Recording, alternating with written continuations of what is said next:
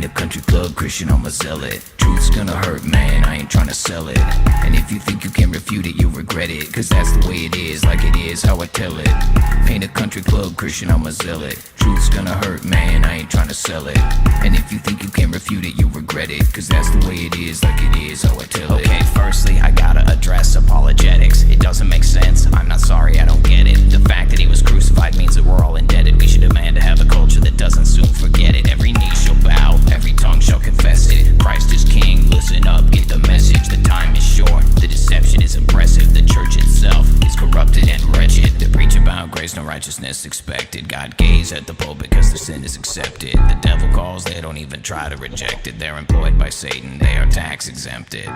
Ain't a country club Christian, I'm a zealot. Truth's gonna hurt, man, I ain't tryna sell it. And if you think you can refute it, you'll regret it. Cause that's the way it is, like it is, how I tell it.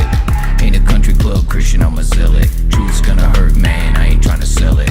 And if you think you can refute it, you'll regret it. Cause that's the way it is, like it is, how I tell It's it. neither land of the free, nor is it home of the brave. When you got people here killing babies every day, and all the Christians here think that they can get away if they throw a couple bucks into the bucket on Sunday. But I don't think that that's the way it works. He said to seek the kingdom and his righteousness first. But you wanna grab a handbag, a Rolex, and what's worse, you think that you deserve it, but the bubble's about to burst. It's time to rise, sell the cloak for a weapon. Got the sword in my left, in the right, Smith & Wesson. And I don't think it's wise for you to try to be testing. If you become a Goliath, then I'ma teach you a lesson. It's apostasy, and what the cost will be is the people in the church and state accosting me. But I'm speaking honestly, you are not the boss of me, because I only give allegiance to the one true king.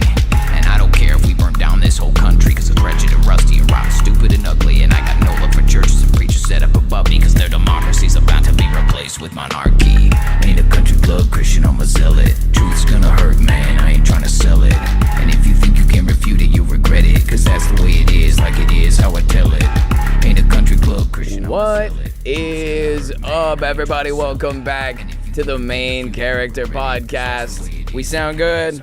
We sound good? Y'all hear me all right? Welcome back to the Main Character Podcast, level 80. Made possible by the Cult of Con. That's you guys. I'm Con Man, and thank you for being here. We are back Wednesday, hump day, trash day. And apparently I forgot to take out the trash last week. Whoops. So, hey, we made it work. We made it to another trash day, which means that I can just get rid of all that trash this week. Luckily, there just wasn't this much this last week and a half or whatever it was. Just wasn't a big week for heavy trash. So we survived. We made it. Let's go ahead and pop over to chat and say hi to everybody. It is Wednesday. As I said, it is hump day, and as you guys know, I'm usually the one, trying to be like, oh, we're doing it, we're making it, we're almost there. And for everybody on that 9 to 5 weekday grind, we are halfway through the week, so congratulations, everybody, you are almost there, halfway through to the weekend. And for people like myself, it is a very good feeling. I have been having a time of a week this week. Man, it's just been crazy. It's kind of a long story, I guess. I brought my notes today, so that I wouldn't forget, because we have a lot to talk about, a lot to share, a lot to just go over. So hopefully I won't forget and try to make it make sense. I did set an alarm for the trash, so I will remember to get rid of it. We're trash and recycling this week. This is like you can't mess up twice, or it's like the end of civilization. All right, so kind of a rough week for me, guys. We have good ones and bad ones. I had to leave work early today because I hurt my back while I was digging. We've been doing this I've been digging this trench next to the building as part of this kind of, we're preparing for some work to be done. One of the things is I was pressure washing around, trying to clean the walls up around the workplace and just get everything ready, because they were bringing in some sealing, some coating that they were going to do, because water has been intruding through the blockwork of the building. It's very problematic. So that's something we've been working on, and pressure washing this week. I actually had a really good Monday. It was really solid work, but yeah, it got a little bit crazy. Yesterday, I busted the irrigation pipe that I didn't know was there. I mean, I guess I knew it was there, sort of, but not really. And I was being rather careful, but you can only do so much when the thing's buried 6 inches below the soil. So 90 gallons per minute, exploding everywhere in incredible velocity. It was not a pretty sight. And I'm sure you guys know it's never fun to be the guy who's behind the massive unfolding disaster of a train wreck. Oh, my bad. So we got that resolved, and it was mostly just my my pride that was hurt. I don't know.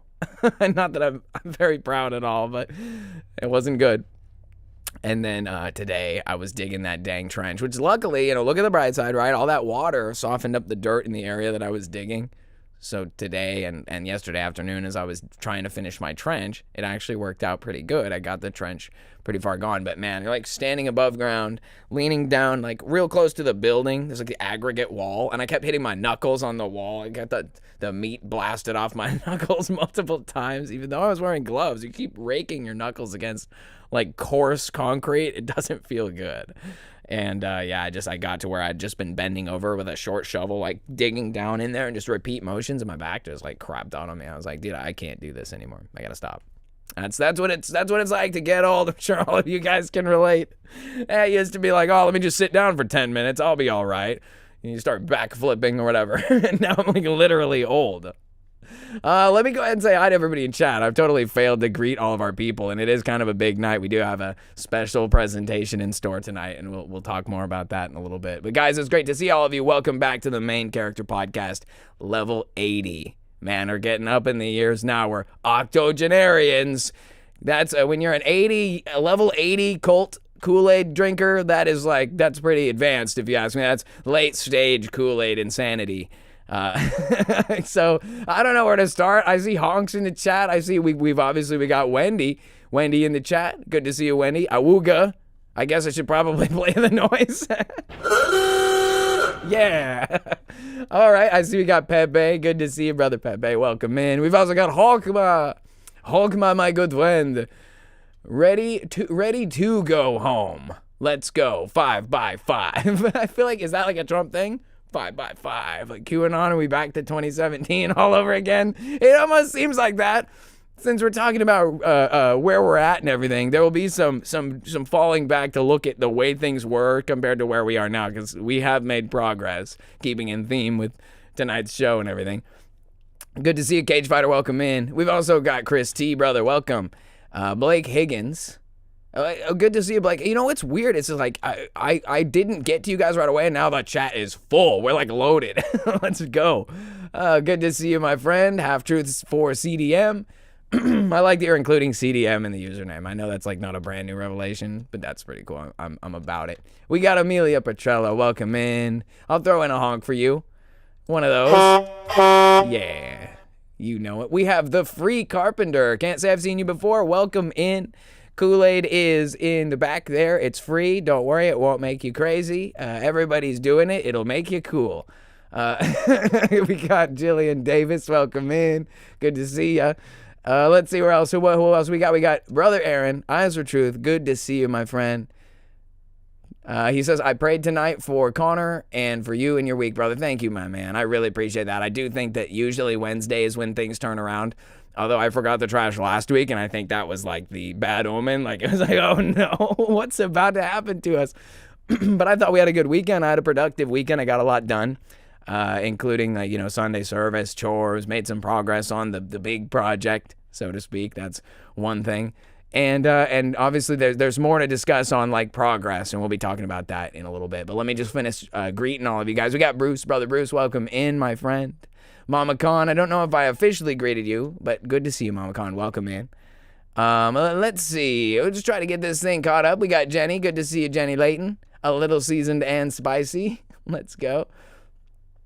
I was feeling this earlier, ready to go home. Yeah, it's kind of day I was having. But, we got through it. We persevere because that's what we do around here. We keep moving forward. So, yeah, you can have a bad day. You can have a bad week. But if you're having a bad week, chances are next week will be better. No guarantees, but at least compared to the bad week, next week will be great. Let's go. Hey, we're almost through this one, so I'm with you guys. I'm bearing with you. We've got Yaz Gurley, also known as Sandermar. Good to see you. Welcome in. We also got Brother Mad Paximus. Mad Pax. Good to see you, my man. And it's getting hard to keep track of everybody's dual identities since everybody got changed over to these ats. And now, some people's names are just different. I get it. It's the way it is. We got Precision Rifleman. Good to see you, my friend. Garrett, welcome in.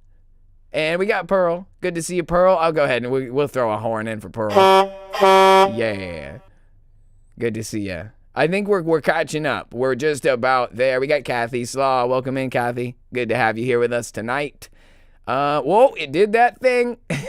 What is up, Jesse Pierce? Good to see you. We've also got Mika in the house.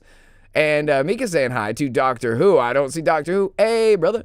Good to see you, Doctor Who. Welcome in.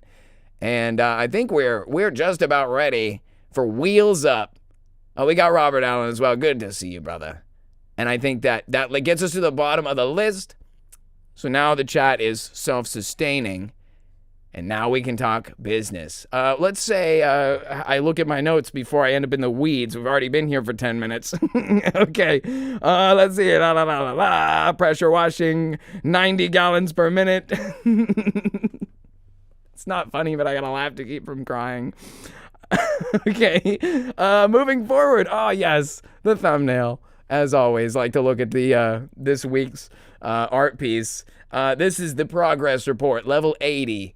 Of the Main Character Podcast, once again, made possible by the Cult of Khan. And I like this one. It's simple. It's to the point.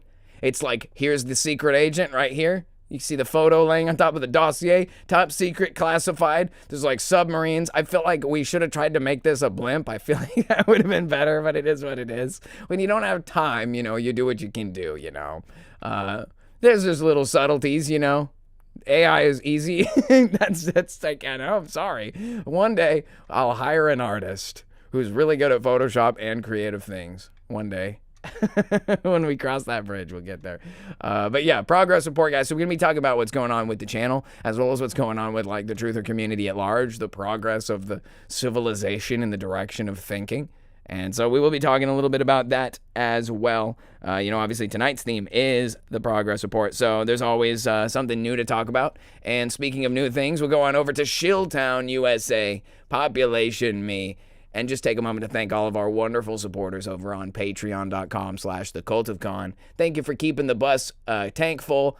Thanks for everything you guys are doing to help support the channel here. We also got wrenches on there for our mods, and apparently they've now switched over to shields on YouTube. I can't keep up, so we're gonna have to change those wrenches to shields now, I guess. I feel like we should make them swords. I feel like our mods should have swords, because what's the shield for? We're not defending. The best defense is a good offense. Ask the nation of Israel.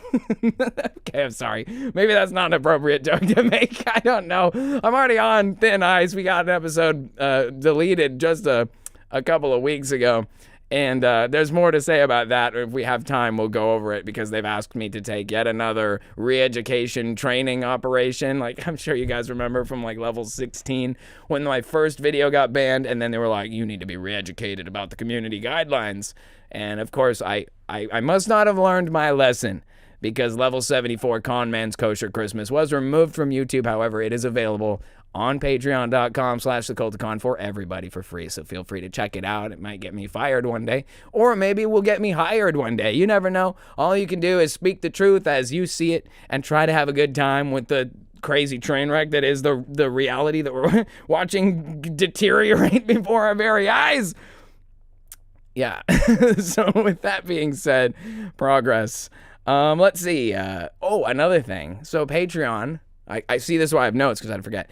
We've added another tier of support. So if you're interested at all in joining the support, but you don't want to like spend a lot of money, we created a $1 tier called Bus Fare. So we're going to basically like give you the opportunity to just kind of throw a little something this way. It's your opportunity. It says something on there about like, it covers your ride on the bus, one ride on the party bus, and one free cup of Kool-Aid, one complimentary cup of Kool-Aid.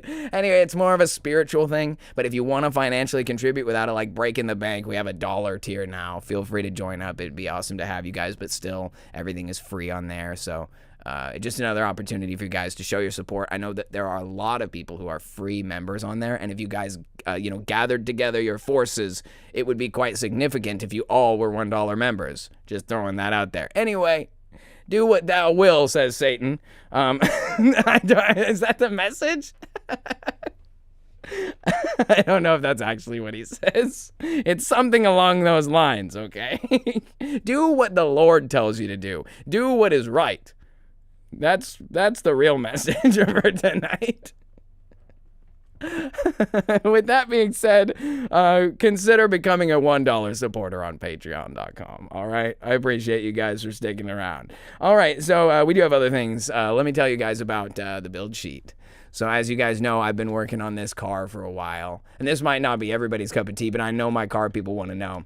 I've never actually shared with you guys the Bamalam build sheet. And since Bamalam is one of my ongoing projects, excuse me, it's one of my opportunities to update you guys on what's going on. So for those of you guys who know, I spoke endlessly about this car I wanted so bad for years, and we finally found one. It was a good deal. We shipped it over here. You're never supposed to do that, right? You don't buy a car sight unseen, a 25-year-old German car with high mileage, ship it across the country, and then think you're going to have a good time. Obviously, it's not been super smooth sailing, but I have made a lot of progress on the build. And I just want to show you guys the build sheet where we're at with that so that you guys can see what's going on. So I have a list of everything basically in order of importance right now for Bamalam, everything that needs to get done. And I do have a list of things that we've actually completed on this car too, which is crazy. But they're ordered in priority. So like the red ones are the top, these are the middle. And everything I can think of that's wrong with it, some things might be more in-depth than they appear. Because like paint and rock chip repair, that's like a bunch of work, body repair, paintless dent removal. Like there's so many layers to this. But basically where we're at right now is I'm getting ready to do the brake restoration on the car. So the brakes are old and the calipers are all crunchy and everything's all rusty. And when I got it at first, I'd drive it around. You guys have probably heard me talk about the infernal squealing sound that it makes after you like make a left turn. It's like squee. Well, it turns out that it was the brakes, and driving on it enough, just driving on it anyway, like just driving the squealer anyway because I wanted to. Whatever it was has officially worn down and it doesn't do it anymore. So that's a plus. In fact, since we're here, I actually get the joy of being able to erase one of the most substantial problems that we've had with Bamalam since her inception into the cult family, and that is this whining noise that has gone away. I'm overjoyed to share this moment with you guys. Check it out. Oh, what a satisfying sound. All right, check one off. So we got brakes coming in the next week or so. I'm gonna have to rebuild. I got all these little things, seals and the little piston seals, and I got paint and everything. We're gonna strip them all the way down, fully restore the calipers, paint them, sand them, get them looking real good, put them back on. New brake lines, pads, rotors, little caliper slide pins. It's a whole ordeal, but I'm gonna try to make a video out of it. Why not? I'm supposed to be making Cult of Cars videos for Patreon, and we were working on one, and I just got so overwhelmed with the project I didn't record anything. So it's a chance to pick back up where we left off and talk about where the car is and show you guys some of that insight for the people who like that stuff on Patreon. So anyway, this is the list. We got a bunch of good stuff. As you can see, the air conditioning doesn't work. The convertible top doesn't work. The security system randomly panics when armed. I don't know if you guys are reading this. You like lock it, you leave it for a couple hours, you come back, it starts screaming at you. It's like, oh, that's not a good one. Passenger fog light won't turn on. I already changed the bulb. We've even got the details in there. There's supposed to be this vacuum trunk system where you press the button and the trunk just like opens. Well, that doesn't work either. It's like not mechanically broken. It physically runs and drives, but it's like everything that can break is broken on here. A hood insulation pad ripped off. The button for the center console support broke off. The piston doesn't work. It doesn't hold the console open. It's literally everything. In fact, here we are, fuel pump and filter. I brought those in. Those are coming in the next load of parts with the brakes and everything. So I'll also get to figure out how to change 2 fuel pumps and the fuel filter. So that'll be a lot of fun. I have this little purge valve. I just need to install it. And then all this stuff. There's a couple of blues, which are just kind of like, not that important. And then we really have like stuff that's really not important, like lowering the car and like tinting it and stuff. And at the very bottom of the list, the last and least important thing, this is also, I'm very pleased to say, I bought myself for Christmas this special custom set of like LED taillight inserts that basically allow you to convert the old Mark I taillights for the car. They're like these cool corrugated. People who are into old Mercedes know they have like a look to them. And the original R129 cars had these cool corrugated lights. Anyway, I'm backdating to those, but they're going to have cool LED inserts. It's a craft project of itself. I have to like build it to make it work and then put it in the car. So whole huge project, but that stuff came and I'm really excited about it because it was like 2 months I waited for these things to come in. It was a delay after delay. They finally arrived. I'm really excited about that. But with all that being said, guys, Bamalam is an ongoing project, and I know that's not for everybody, but I do have stuff that is for everybody here on the list. Obviously, I love Bamalam. It's really important to me as a car guy. It's cool to have a car project, car baby. But my most, substantially important thing in my life, that the biggest and truest passion I have, is for the kingdom. And everything that involves, including like learning about it, talking about it, being about it. And so that's really my forward focus for everything that's going to be happening in the future. Like, I enjoy spending my free time on the car, but when it comes down to business, what's really important?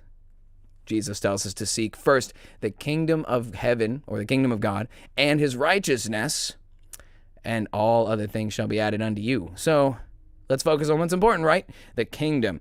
So I've been thinking about it, and obviously the kingdom, I mean, that's kind of a broad term, but like what I'm doing to contribute to the kingdom in the best way I can think is this movement that we've begun, the Christian Dominion movement, bringing awareness to what it means to be a kingdom citizen, more so than just a Christian.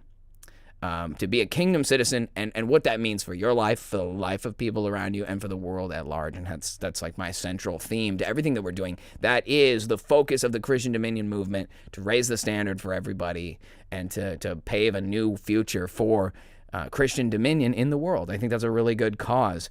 So because of that, I am focusing more on developing those things, the CDM, the movement, the kingdom stuff, and that includes going from where we are now. We took the merch store down a while ago because we were having problems with the vendor and all this stuff. And so we're going to be bringing back the merch store, but the merchandise store is going to become a CDM merch store. So the cult as it is something that we enjoy, and we think it's important that we have our chance to come together as Kool-Aid drinkers and talk about anything and everything. But the official future of the branding is for the Christian Dominion movement. And it's my goal to create a true international ministry organization that we can use to reach people in an actual, real way, to empower people with the knowledge of this kingdom and for their calling within it. I mean, every one of us has a baseline responsibility as a citizen of the kingdom, and I want everybody to know that. I want everyone to be empowered by that, and I want to work together from that point of understanding to make the world a better place for everybody. And I know that we can do that if we think practically and we make actual steps in that direction. So that's what CDM is about. It's not just about talk, it's about taking action. And so that's where we're going with all that. And so I wanted to create a merch store, not just because it's an opportunity to fundraise for the organization, but because it allows us to enjoy the things that we've created as a community, the little weird little things. Like recently, I think it was last week, we came up with this whole fear God, not corn thing. And that one's really good. It's definitely going to be on a shirt, as well as stuff like Destination Kingdom and like CDM logo and all that good stuff. So there'll be a bunch of new shirts coming in the very near future for CDM merchandise, including cool stuff. We talked about doing one that was like, there is only Sprite, but that's totally a legal liability. So I don't think that we're going to be able to do that. There might be a way around it. Like we could maybe do like a giveaway and like make one Sprite shirt and then have it be like the prize for some kind of a fundraiser or something. Hey, the sky's the limit. We'll figure it out, guys. We'll talk about that. Leave a comment on this video with your ideas. And if you have any ideas for stuff you want to see on CDM merchandise, like if you guys remember a catchphrase you thought was funny or like a moment that was good, something to embody forever in a shirt that's really relevant to the kingdom and CDM and even maybe just this cult of weirdos on the internet, let me know. Leave a comment. Let me, tell us what you think. And so speaking of giveaways, like a shirt or whatever, there is going to be a prize giveaway when the new merchandise comes out. And I maybe we'll make it a shirt. Well, maybe we'll make it a Sprite shirt or something like that. But we're going to do a giveaway, and the point of the giveaway is for promoting the new merch store's release. Maybe let top couple winners pick something off the shelf to have as a freebie. But what I really want to do is I want to create a suite of promotional stickers for CDM. So 2 or 3 different designs that speak CDM, hashtag CDM with the little logo, the Christian Dominion movement or whatever, just to bring awareness. And I want to send everybody complimentary stickers. Like, I don't know exactly how I'm going to do it logistically, but I know it costs a couple $100, but that's why I have a job, like to make this happen. That's what's most important to me. So I think about it like every one of you guys who's like a member supporter on Patreon could get some, and anybody else who's like, interested in what we're doing can get some, and we'll mail it to you post, like regular, snail mail, a little stack of stickers. Feel free to take a couple for yourself, stick them to your binder, your desk, whatever. whatever you're using at your clipboard. I don't know. Like, what do you stick a CDM sticker on what's important? Your car. I don't know. But then also feel free to take them and like stick them elsewhere. Stick them on that little bollard pole at the drive-through that everybody drives through, or like, on that sign that's next to the bus stop that everyone stands at. Wherever you are, where it is. CDM stickers. I'm planning on making them available to all of you guys, and I'd be happy to send them out to you guys as long we'll have you send an email. We'll get it all sorted out. It'll be really cool. I'm very excited about that. I like the idea of making CDM a reality, of it imposing. It's coming, and like the idea of little stickers appearing in the world, it's like we're programming it into the ether by talking about it and then putting merchandise out. So I'm like, I'm bringing this to life, and it's all thanks to the help of you guys putting this together with me and everything that we're doing here. So thank you again for being here. Level 80, we are moving up in the world, and progress is definitely a thing that we're talking about. And we have a lot of really great stuff. And again, I have that special presentation I want to share with you guys tonight, and it's kind of top secret. I can't tell you too much about it yet. But when we get to the top of this hour here, the middle point of the show is probably when we'll drop it. So make sure you stick around till then. But we have made significant progress in the big project, which is, as you guys know, the project in question, which is what we'll be teasing tonight on the show. So ultimately, I've been spending weeks trying to write this thing. I'll tell you, I was recording it. I had recorded it fully, and then I wrote 6 more pages. It was like 26 pages, 25, 26 pages, something like that. And I was like, this is it. It's done. It's good. And then it was like, it's not. I missed something. It was something else that I needed. You guys ever built something big, like a long-term project, and realized like partway through how much more it needs to be complete? This is one of those instances. So there's been some like time delay on when I thought this would be done. I kind of thought it'd be done at like the start of the year. Whoa, it's been a month and a half since then. I guess we're not on schedule, but what's important is we've made huge progress on it. And with those final 6 pages, I feel like it's finally come together. 31 pages, I think, is the final document length of the transcript. So it's pretty exciting. And I can't wait to share all of that with you guys with the actual premiere of this thing. But I can't tell you anything about it because it's a cool mystery, and you guys will just have to stick around as it comes to pass. I'm very excited about that. But it's like, I was saying about kingdom stuff, and we'll get back to the special presentation. Don't worry, I won't forget. But with kingdom stuff, right, you guys know that I'm always trying to figure out how to articulate this and how to make it make sense. And I sometimes will try to shoot it, try to like just straight shoot it to you guys, and then later we can like listen to it and see how we did. And I did an episode on this show a few months ago called The Christian Dominion Movement. It was kind of like a soft launch to the idea of CDM. And I think a lot of people really resonated with it. So we've tried to look at like how to make that a real thing. What's the next practical step? And obviously we've talked about creating the YouTube channel, which is something in the very near future that will be a reality. As soon as the big project drops, we're kind of shifting over focus to CDM. So it's kind of like what I'm doing here is not leaving the cult behind or anything that we've done, but I think it's kind of like, imagine a culminating project for the last like 2 years of being in this community and talking about eschatology and talking about, whatever conspiracy theories there are. This whole thing kind of, I think, comes together in this one big piece that I'm working on. And I think it'll be a really great way to kind of begin the next generation for the content I intend to create. And that begins with what I think is going to be a very important series of books, which is essentially surrounding my 3-part system for contemporary kingdom living. And that is, as you guys know, it's the 3 parts. It's trust God, take the risk, do the work. That also should be a shirt. I think it's going to be a shirt too in the CDM merch. But as you guys know, that's the formula for how to live as a kingdom citizen. And I've broken this down a bit in the past, but just to kind of recap everybody, just so we know where we're at with this plan, right? So this is the vision, right? Step 1 is to trust God. And to trust God is you have to believe that your life can be changed, right? We have to believe that God can enter into our broken circumstance and guide us in the right direction and turn us away from the darkness and failure of our past and help us to become the person that he wants us to be. This is what it means to become a Christian. And it's a very beautiful and important part of our lives. We call this in the group also, we refer to this as the New Life Resolution. So the first book in the series is the New Life Resolution, and it talks in detail about the idea of becoming a Christian, but not just becoming a Christian who is on a path, right? Because so many people end up in step 1, trust God, and then they get stuck there. because it's not an on-ramp to simply become a Christian. That's how you end up like a seat warmer in the back of the church, letting everybody tell you what to do. And what you need is an on-ramp to the kingdom that tells you, no, you have to do it. Not just because it's easy to fall into stagnation, but because you must know that there's a purpose for you. Like if you leave a life of drugs and misery and that's like, what's your purpose now? To be Christian. That's not good enough.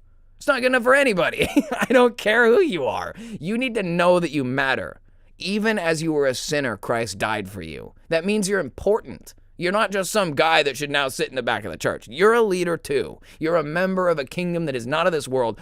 This world is full of lost people, and you are not from this world. You are of this higher. You're the main guy. You are the main character. You know what I mean? So in that case, it means you should feel charged to do things. You should be an on-ramp to something else, you know? And so I'm big on that idea. New Life Resolution, that's the first book in our series. Second book in the series is about the next step, which is take the risk. And now in this case, this is where a lot of people who enter like Christian ministries, this is kind of the inspirado for that, right? Because individuals take on the New Life Resolution and they're like, I love Jesus, I want to be a Christian. And like so many people stay there, but other people say, I want to go more. I want to be a missionary. I want to become a pastor in a church. I got to become part of the clergy.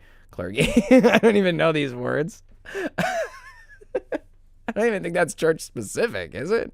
Anyway, the point is, people are inspired by this idea that it isn't just good enough, that this transformative and beautiful truth is only available to yourself, right? As soon as you realize, oh my God, Jesus is real and he loved me and I matter and there's hope and a future and prosperity and not harm, you know, many mansions. You like realize all this and you're like, yo, I got to get everyone else there. I got to get everybody I know this joy, this truth, because it's so pure and so good. And I remember day one of like actual salvation.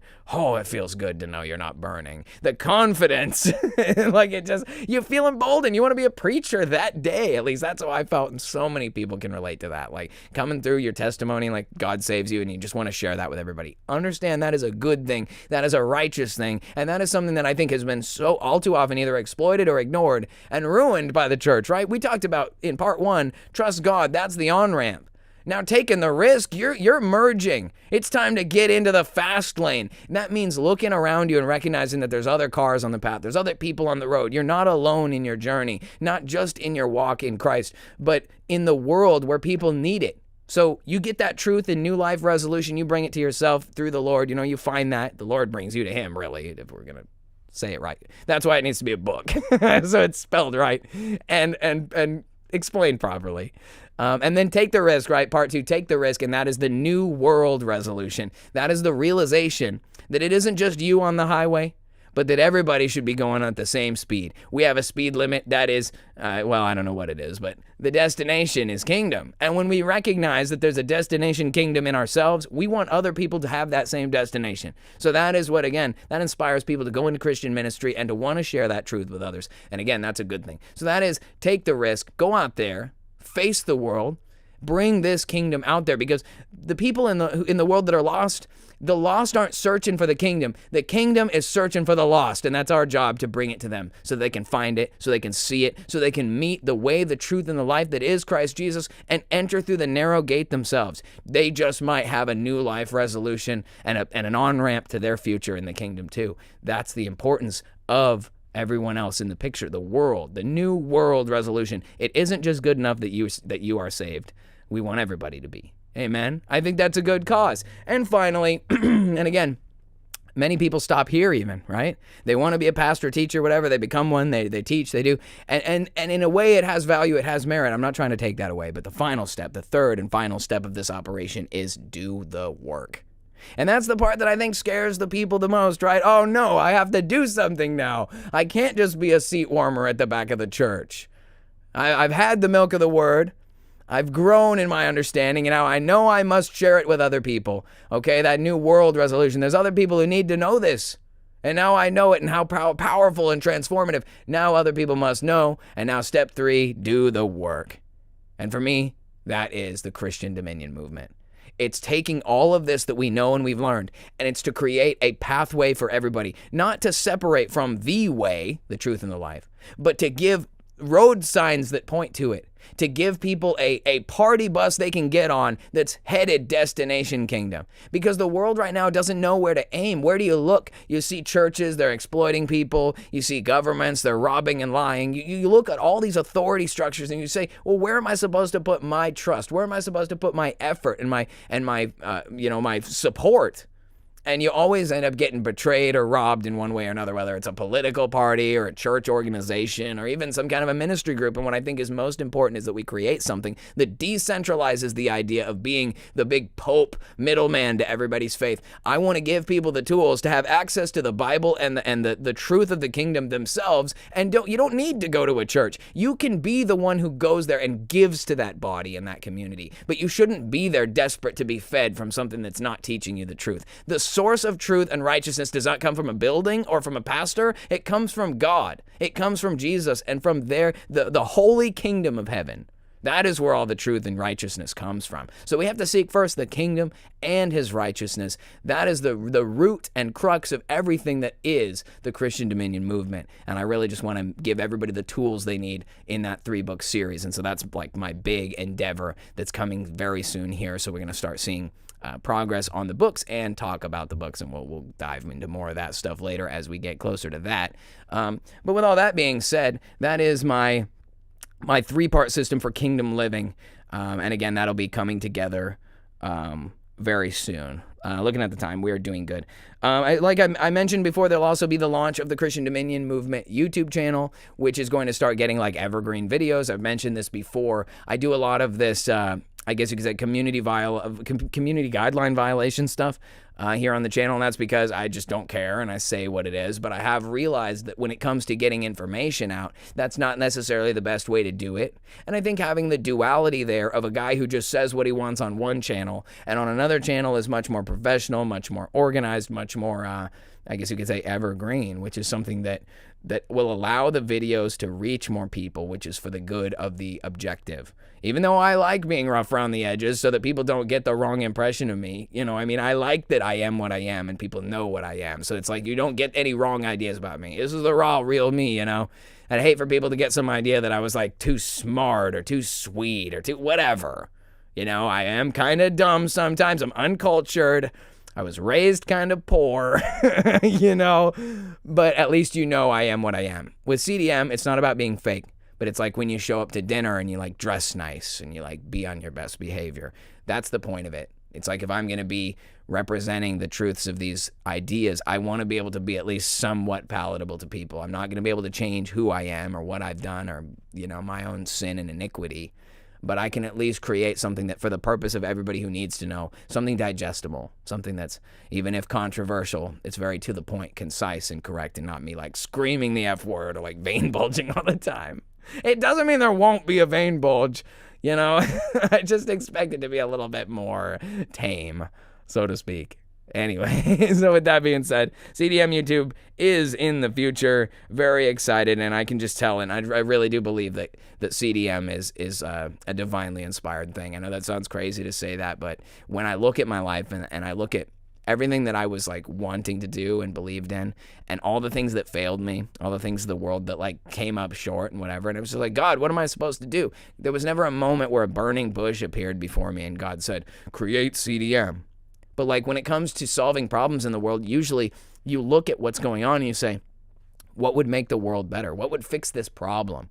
And I look at it and I say, what would help is if we had an idea what the heck was going on. If we had a central, an organization that gave us all a representation, not one that steals all of our money or just like sides with Israel, or whatever, but one that really holds to the accounts that we've created in our understanding. The interpretation of the Bible is that God has a kingdom and he wants it to be here. I believe that. And I believe that God wants us to be part of it. That's why he called us to himself. That's why he sent Jesus Christ to die for us. Even as sinners, he believed in our value and purpose. So if he's saved us and paid the fare, I got to do the work. It's like you got your paycheck already. And for me, I got to get to work. That's what CDM is about, and I feel like it is divinely inspired because I did not know what God wanted me to do. And I didn't just make something up. I just believed in the kingdom. I sought the kingdom. And now it's like, well, what better is there to do than to make the kingdom? And I don't believe I'm going to solely build it, but I think anybody who told me no, like, you can't do that, you can't make the world a better place, you can't change the world, that is the do nothing doctrine. I believe that is Lucifer speaking. And you know what I mean? It's like, if do nothing is the voice of Satan, then get to work is the voice of God as far as I'm concerned. Trust God, take the risk, do the work, CDM. All right? I'm pretty excited about it. All right, let's check on chat. I've just been yelling the whole time. How's you guys' week been? You guys been hanging in there? And Giant Tree, for once, I wasn't a top chat victim. It's good to see you, my man. I'm glad you made it in. We've also got Donut. Let's go. Live Station Express, Linda. I like that. It's like a whole title. Good to see you, Linda. Welcome in. I love that everybody knows each other, that everybody greets each other when they come in. It's like, hey, what's going on, Cody? You know. Critical thinking versus cognitive dissonance. Oh, it's tough. It's a challenge to be challenged in what it is that you believe and not, resort to caveman style reactions of like, me no understand, me smash. Like, that's literally what it is. Oh, that's so funny. But yeah, the reality is that, like, we're going through it in life. We're all out here. We're all trying to figure out what's real and what's fake. And there's never been more obscurity, but I think there's never been more truth. What an amazing era and time to be alive, legitimately. As much as everything sucks, part of the progress report is understanding that we have made some significant changes, right? Just from the way things used to be. I'll bring it up at this point. There's this video, we've all seen it before. Martin Noakes, the 9/11, the song, now it's up to us to bring them down. You guys know what I'm talking about. It's like a song about 9/11. And there it is, 9/11 Building 7. I don't know if I'm allowed to play this. I don't know if this is like copyright material. Okay, I'll let it play a little bit, but I just want to talk about now. So when this guy brought out this video initially, it was like pretty early 2000s, and people like him and others were like, these like grandfathers of conspiracy theory, if we're being honest, the founding fathers of conspiracy. And guys like him and everybody else, hoax busters, people have been around for a long time doing this. And I just always thought it was really funny. But what's more is the naivety of this. There was like some times in this song specifically, like later in the song and stuff, but he's like encouraging you to like expose the truth, because if he exposes the truth, if we expose the truth, that'll bring him down. Like, the world's run by some really bad guys here, but if we tell everyone and if we expose the truth, then this will stop them, and they'll all, like, it's up to us to bring them down. And like, we can't stop until the job is done. Like, as if it's just so funny to me. I think it's hilarious because, first of all, it's like the naivety of it, right? Like, they think that if they make a song, the building fell with such precision, free fall speed, no reasons given. Okay. Anyway, I'm just gonna let it be. But yeah, so there's just something so beautiful about the naivety of that time. Like when, I think people like him really thought, well, and no offense to the guy, you only know what you can see through the pinhole, And it's just funny that, like, people used to think if we just tell everyone what they did, everyone will know and they'll all go to jail. Boy, were we naive. We did not know. We did not know how deep this thing ran. And of course, there's a lot to touch on when it comes to how deep this whole thing runs. And we'll talk more about it because I know I'm going to start vein bulging if I start doing it. So how about let's make sure we're up to speed on everything. Oh, I mentioned that I have to get re-education, so I think we have enough time. So let's go ahead and pop over to my re-education camp. Where YouTube has required that I go through the harassment and cyberbullying training. So, let's go. About the training, 7 questions, 15 minutes. Hey, that'll put us right on time for the big presentation. We want you to create and share your content confidently. In this what? No, you don't. The first line is BS. How can I confidently share my content? My cousin comes on here. My good cousin, Conmanstein, attorney at law. My good cousin comes on. He does a fill-in presentation for me while I'm gone. And while he's gone, he says some stuff about, I don't know, about Tel Aviv and Benjamin Netanyahu. He brings up that guy. And I know, Conmanstein, attorney at law, your number one ally, your greatest ally in the courtroom, you know. But then he gets me into trouble and I had to deal with crap like this. Oh, hold on. Is this what I did wrong? Threatening harm and other malicious acts. Cyberbullying. We don't allow content that targets someone with prolonged insults or slurs based on their physical traits or protected group status, including their age, caste. What? That's so sad. That means you can't discriminate against the elites that run the world because they're part of the ruling caste. That is awful.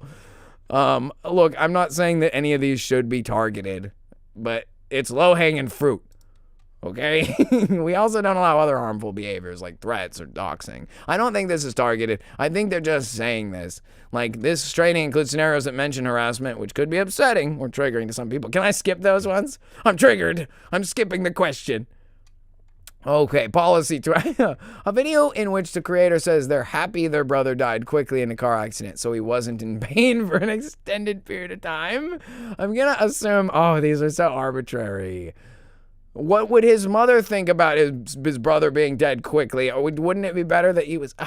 I'm going to say it's not a violation because it's his brother. He's allowed to think what he wants about it. And he says he's glad it was merciful. So this is like the assisted suicide liberal program. You've got to let people kill themselves and die quickly. That's what they're telling you here. Is that the correct? No, it's not inappropriate. We should be glad when people die quickly. That's right. The video doesn't revel in or mock someone's serious injury or death. This is awful, man. Look at all this. There's like a long thing on the side that like tells you what you're supposed to know, but I'm not going to read it. Christine and Zoe are both YouTube creators. They recently got in an argument, and Christine uploads a video complaining about Zoe. At the end of the video, Christine shares a screenshot which has Zoe's full name and private phone number. Christine says, I hate Zoe, and I can't wait till the day she quits YouTube. Chat, go over there and burn her house down. That's what... Oh, is this inappropriate? Is this a violation? Yeah, I'm sure it is. You can't be doxing anyone except me. That's right. Let's go. Yeah, we'll make quick work of this. We're only on question 3 of 7. Juan records a video of an employee at his local bank speaking to a hostile customer. Oh, the customer argues with the employee and calls them a slur. Juan approaches the customer and says, you need to apologize now. No one should ever speak that way. This video is titled, Look at This Terrible Customer.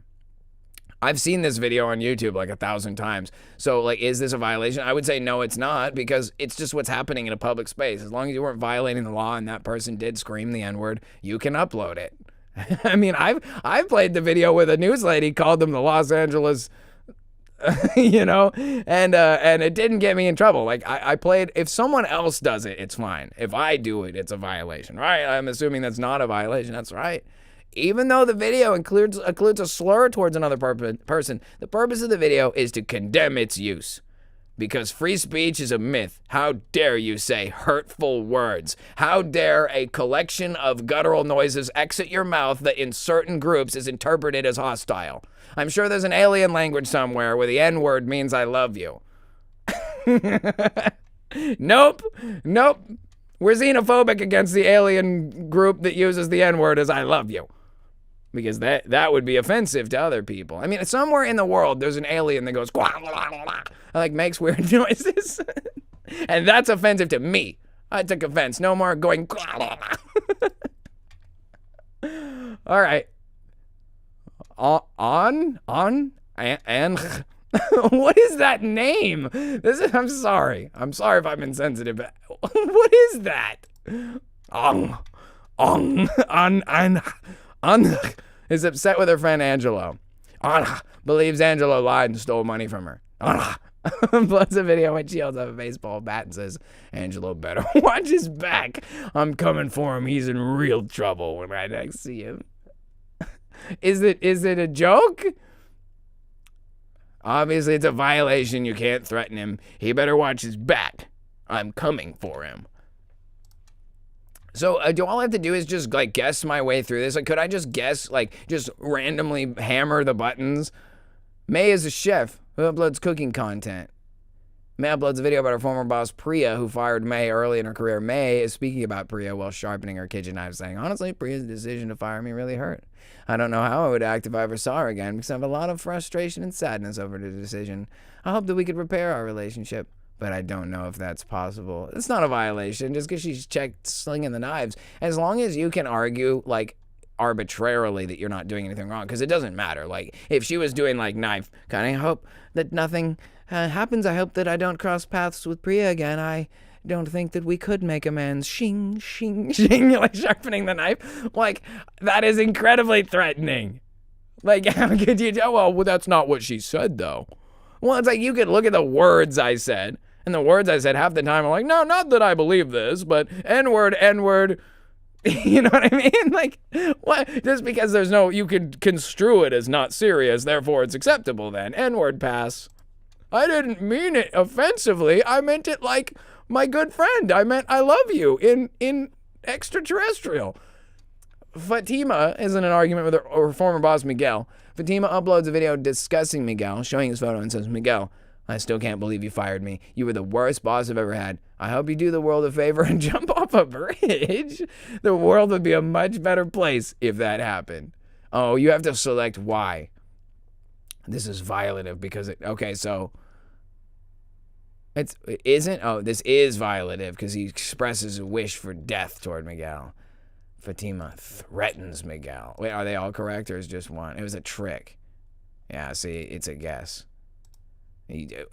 Imagine this. Like, this is why we can't have nice things, because this is like what they have in college. Like, if you're the right demographic, you can just get the answer wrong and they just pass you anyway. Oh, yep, there's my law degree.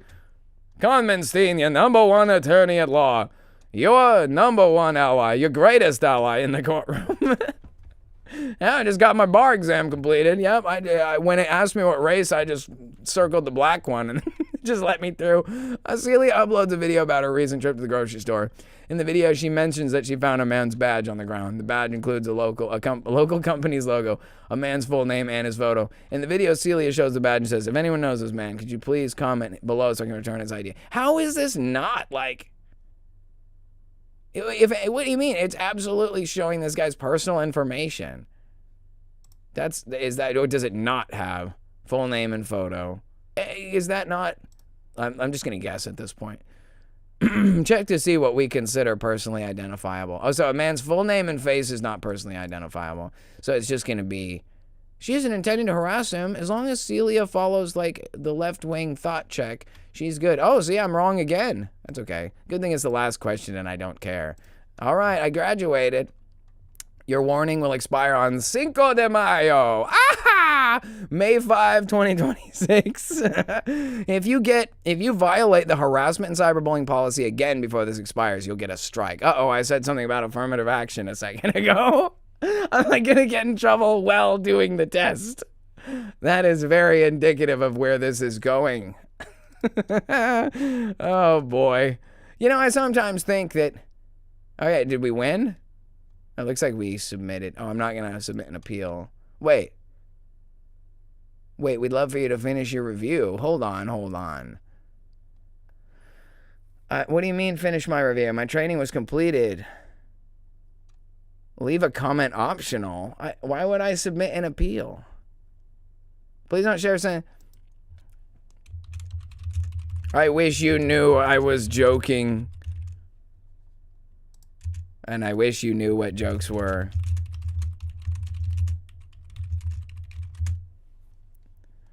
Okay. Yep. There we go. I left that as my comment. I wish you knew what jokes were. That's my answer to that one. All right, guys. Hey, we're ready. We're very, very close here. Let's go over here. I'm gonna take a little second to get some water, and when I get back, we will jump into the special presentation the moment you've all been waiting for, of course. Hang tight for a sec.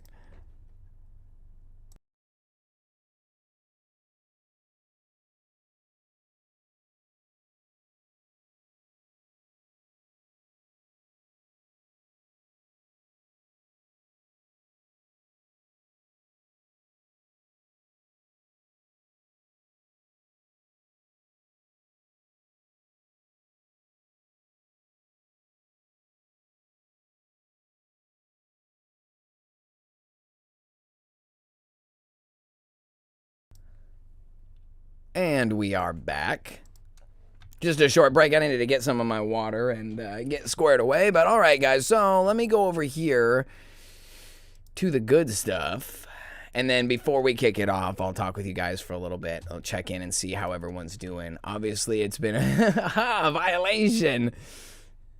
Oh, everyone's excited. Let's go. This is the quality content I come for. Wow. Very exciting. Yeah. So let me go ahead and tell you guys, this is just a teaser.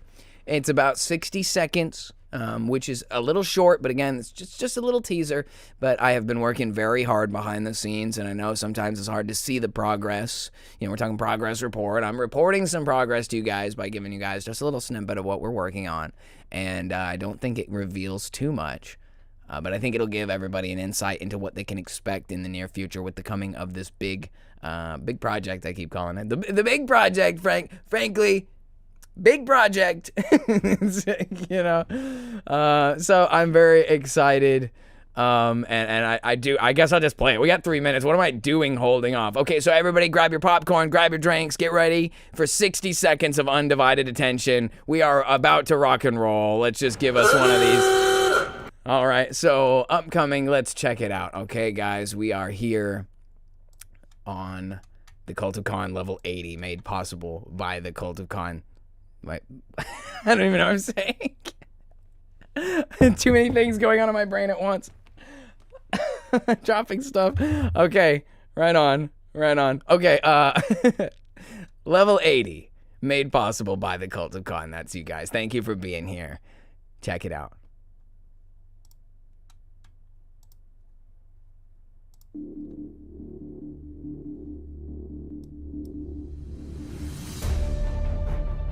History is a set of lies agreed upon, and history has always been written by the victors.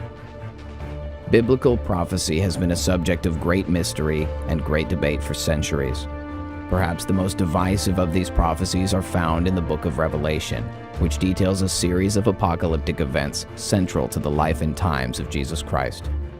Not only does this epic speak of cataclysmic events and the millennial reign of Christ and his saints on earth, in which Satan is bound for 1,000 years, the book also states that Satan will be released for a time to deceive the nations of the world into waging war against Jesus Christ and his kingdom. There must be people who live on the earth during this time of Satan's great deceit. Could we be those people?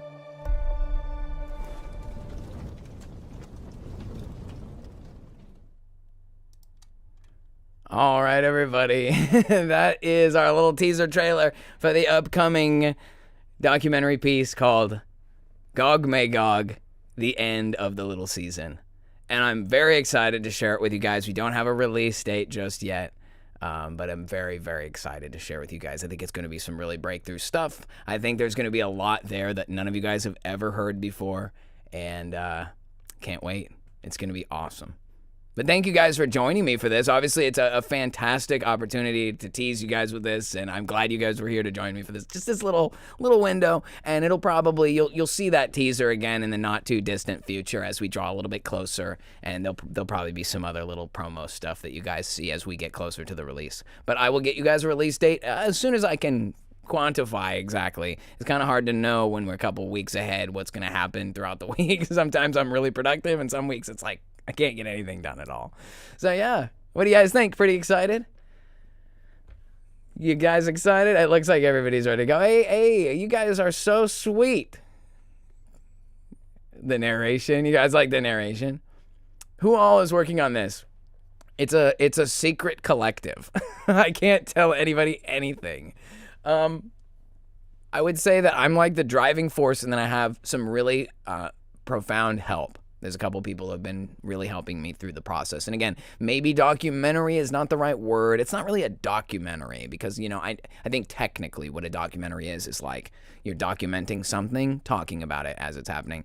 This is not like that. This is more of like an expository piece, narrative driven, but it's about research and the presentation of research. So we can just call it the presentation. The big project is what I've been calling it because it's a lot of work, but I'm very excited. And it's very cool. I can't begin to tell you how excited. I would love to just let it go.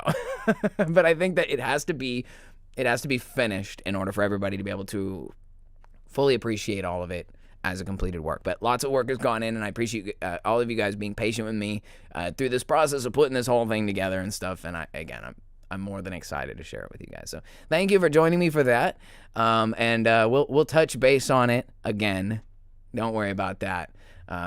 But with all that, let's go ahead and move on. I think we're right there. We're at the bottom of the first hour there, ready to break into what is up, what is in store for the second half here tonight. So let's see. All right. Boom. Okay, second half.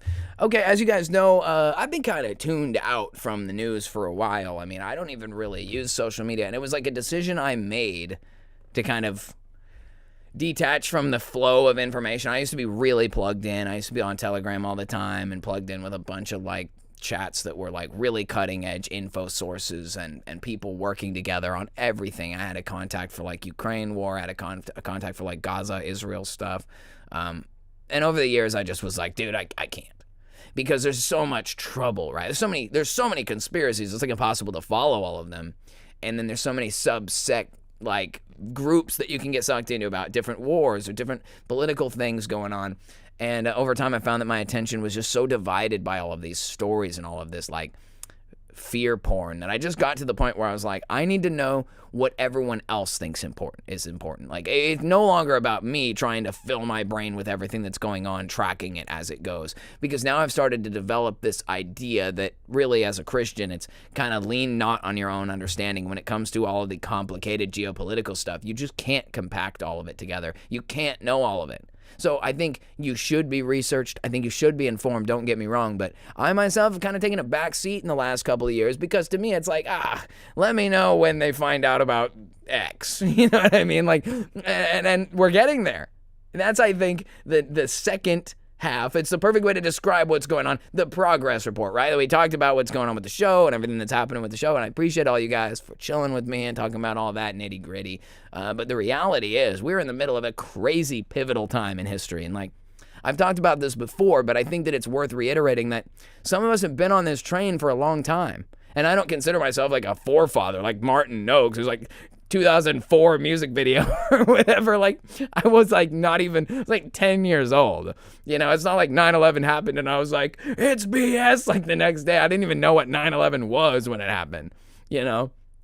But we're at this point in history where things are really starting to change, and for better or for worse in some ways, but I know you guys can relate. Obviously, we've seen stories that used to be completely unacceptable become not only a place where people can find facts and truth, but also where they full on admitted that what we conspired to, what we believed they were conspiring to do was what they were actually doing. The best example I can think of recently in the last few months was the geoengineering and the high altitude chemical dispersion thing, where they were just what we do is we take airplanes with high altitude and we disperse chemicals into the upper atmosphere for the purpose of controlling the weather and affecting climate change. And it's wait a minute, wait. So you're saying chemtrails are a thing and you're just admitting to it now? How many people's lives were ruined over that? And they were right. And so I just want to take a moment to thank everyone for their firm stance in the truth. You know, we have all at one time or another in our lives been totally mistreated by people because we knew something that they didn't know. Let's just be honest. You read about stuff in 2014 about Epstein's Island. You saw the pictures of the island. You saw that it's the island on the map from Peter Pan or whatever. You're yo, it's all connected. This was literally 10 years ago. And so when I see that kind of thing, I think about people what was his name? I can't even begin to tell you. We've come so far, ultimately. Asmongold, who's kind of a big kind of gamer, YouTuber, talk guy. He's gotten more political over the last few months, and he's really gone from a guy who's I don't know, he's fully in now. He's all the conspiracies are real. I knew it. And it's because, obviously, as you guys know, there's been a massive dump of these Epstein files. And this is really what everyone's talking about right now, the Epstein files. And that's because it's been some significant revelations. Things that I think were maybe not always publicly available, or maybe they were, but nobody knew how to find them or where to find them. And there's a combination of that and all new things happening that vindicates the prior. And so basically we're at this time in history where the normal people of the world are having to be faced with the reality that the systems and individuals that they believed they could trust are bad and they are liars. And for many people, there's different ways that they react. I remember as a Trump supporter in the early days, I bought into the idea that he was an outsider, especially because of how crappy he was. Like, don't get me wrong. I know there were things Trump said I resonated with, but he was so unprofessional that it was hard to believe he was like them because they were all like doing the thing. He seemed like an outsider, and I bought it. Well, of course, years go by, you learn to see more, you learn more things, your expanded perspectives, and you realize, like, oh, Trump is just like the rest of them, because it's like, no duh. They don't let people like us in the club and on the screen and at the podium, because otherwise that would risk the control scheme they have over all of us, right? So you find out, oh no, Trump's the bad guy, dang. Well, a lot of people are still unable to accept that. Just like there are people on the political left who refuse to accept that Barack Obama was a bad guy, an international war criminal. And I think that, like, in the purpose of the trailer, the reason I included Obama and Trump is because these guys are two kind of like archons of the political left and political right who have proven that it does not matter how much your background is different. You're completely different people. Trump and Obama could not be more opposite and different from each other, and yet they're both the same guy. They do the same job for the same people. And over time, you eventually learn to realize that. And so it changes your perspective on everything else, right? When we first got into conspiracy theories, whichever one it was, for some it was 9/11, for others it was JFK, for some people it wasn't even until COVID. But that's not the point. We saw through the spell, just like Neo in the Matrix, and all of a sudden it was like, yo, I'm being lied to. And once you know the sensation of betrayal, once you recognize the flavor of deceit, you can smell it and taste it everywhere, man. I'll tell you, I used to watch news. Like, I used to sit there and watch, like, Hannity and Tucker Carlson just to see what they were saying. And you go back and you look at stuff like that, and you just realize, man, everything they say is a lie. And you realize that the media, the mainstream media, is wholly corrupt. Never have I seen a better example, not just during the 2020 thing, which was a huge wake-up for so many people. Congratulations and bless you. I'm glad. If you woke up from 2020, God bless. I think that the Lord used that for a lot of people's awakening. I've heard so many people say that COVID caused people to come to Christ. That's a beautiful thing. The worst time in the world for people turns into the best time for the kingdom. Let's go. But anyway, the media is crooked. And we knew that, but now people are really starting to see it. They're starting to see that, like, when it comes to stuff like this, what is the biggest story on earth right now? This is the biggest story of many people's entire life. Like, if you're somewhere between like 25 and 50 years old, aside from like 9/11 itself, which is actually subcategory to this story is bigger than 9/11. It's bigger than COVID, because 9/11 and COVID fit underneath the umbrella of this bigger, grander conspiracy, which actually fits under an even bigger one. Imagine that. But think about it, right? We have this crazy multi-generational cult using this blackmail thing to control the government and the private sector. And that's going on, and we've seen enough evidence that it's going on. The mainstream media, whose job it is to talk about and be the center of information regarding anything that happens, that's how they make their money. It's like all they're good for. Imagine you're the guy who like pulls the lever and you're just not pulling the lever. That's your one job. Pull the lever. So the media, fully complicit, just doesn't talk about it. And then you'll see, like, mainstream media does these like gloss overs, these like, oh, really, really surface level situations where they're not even really talking about what people are talking about. They're just saying, well, some more Epstein files came out and caused quite a stir. A lot of people, theorists are running rampant out there. And it's like, that's not what we want to hear. I want to hear about the emails with Bill Gates. I want to know about the Bill Gates saga. You guys know about the Bill Gates saga? I know a lot of people have been talking about this, but hear me out. How crazy is this? Even if it's manufactured, right? Epstein sends himself like this memoir of an exchange between him and Bill Gates. And Bill Gates apparently is out doing some crazy debaucherous stuff. Oh yeah, it turns out all those people you saw in suits that you thought were professional, they're like drug-addicted sex freaks, like completely unhinged on Vice. Bill Gates, he's out banging Russian prostitutes, probably male. Let's just be honest. It didn't indicate it. Maybe it did. I don't know. Don't believe everything they say, right? Bill Gates is banging prostitutes, picking up STDs, trying not to get his wife infected, trying to figure out how to slip his wife antibiotics so she doesn't get symptoms of the STDs he got her from prostitutes. Holy moly. And I guess, it's actually kind of funny how real it is, right? You think all these guys are part of some secret torch-wielding cult that, like, goes into a cave under a pyramid and, like, has all these seances and organization, and they're really just, like, college frat guys. I had an episode about this a while back, Not Your Granddad's Deep State, and it's like Jeffrey Epstein represents today like the most derelict frat boy loser that there ever was in the cabal, because he got caught. All the ancestors of these guys used to completely manipulate and reset civilization without a single shred of evidence. Nobody even knew they were doing it. And if they knew they were doing it, they liked it. They're like, oh, it's the Reconstruction. Well, they're fixing America after the war. Like, people were on board for it. They weren't hiding. They were smarter than this. And now we've got this guy who's on total pedo island. Everybody knows. It's pouring out of every opening. And the mainstream media just ignores it. The mainstream media just like, no, I don't know. I don't know what you're talking about. It's the most crazy thing in the world to me. It is utterly crazy to me. But that's the thing, is like, we know that this gives us proof that the mainstream media is corrupt. How many times did the mainstream media call anybody who asked any questions a bunch of conspiracy theorists and unhinged, and they came out with their Reuters fact check to tell you that you're wrong? I could tell you, we could probably find the news articles in Times where they fact checked that chemtrails were an unhinged, a completely unfounded conspiracy theory. And yet it was the people who had it nailed down knew exactly what they were doing. They knew what kind of chemicals they were spraying. They knew why. They knew how many. They knew what kind of planes. They knew what bases they were taking off from. This was like well-known stuff. And they had it nailed down, and they said, no, unsubstantiated. And yet here we are today, fully vindicated. And I'm not even the chemtrail guy. Don't get me wrong. I don't get credit for that. But just, I watched that. I learned it. I waited. I saw it. Oh, wow, we've come full circle. Now they're like, oh, yeah, we are doing it, but you love it because climate change. You'll own nothing and be happy. And so, anyway, apparently Epstein got sick of Bill Gates and decided that you need to figure out your own crap. Why are you calling me about all this drama about your wife, and you're like acting like you're 19 years old and ruining your life in college and you're like 60? What are you doing? So Epstein kind of told Bill Gates off, I take it. He's like, I don't know what you're up to, dude. You're being annoying. Figure it out. And Bill Gates, you know how petty these guys are. Not your granddad's deep state. Bill Gates basically retaliates against him. And hear me out.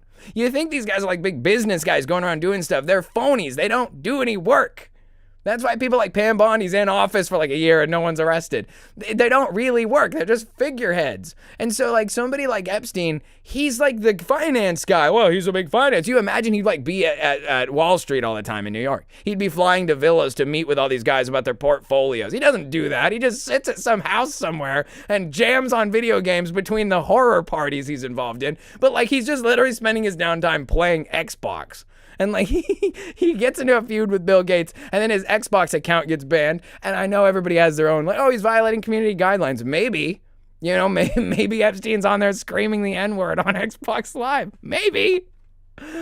But I almost think it's more funny to imagine that he pissed off Bill Gates and Bill Gates banned him on Xbox as like a personal like petty strike, because these guys have so much power. They have their fingers and everything, and they're just people at the end of the day. Like, I don't even, like, don't get me wrong. I don't think Bill Gates or Epstein are particularly, like, empowered, smart.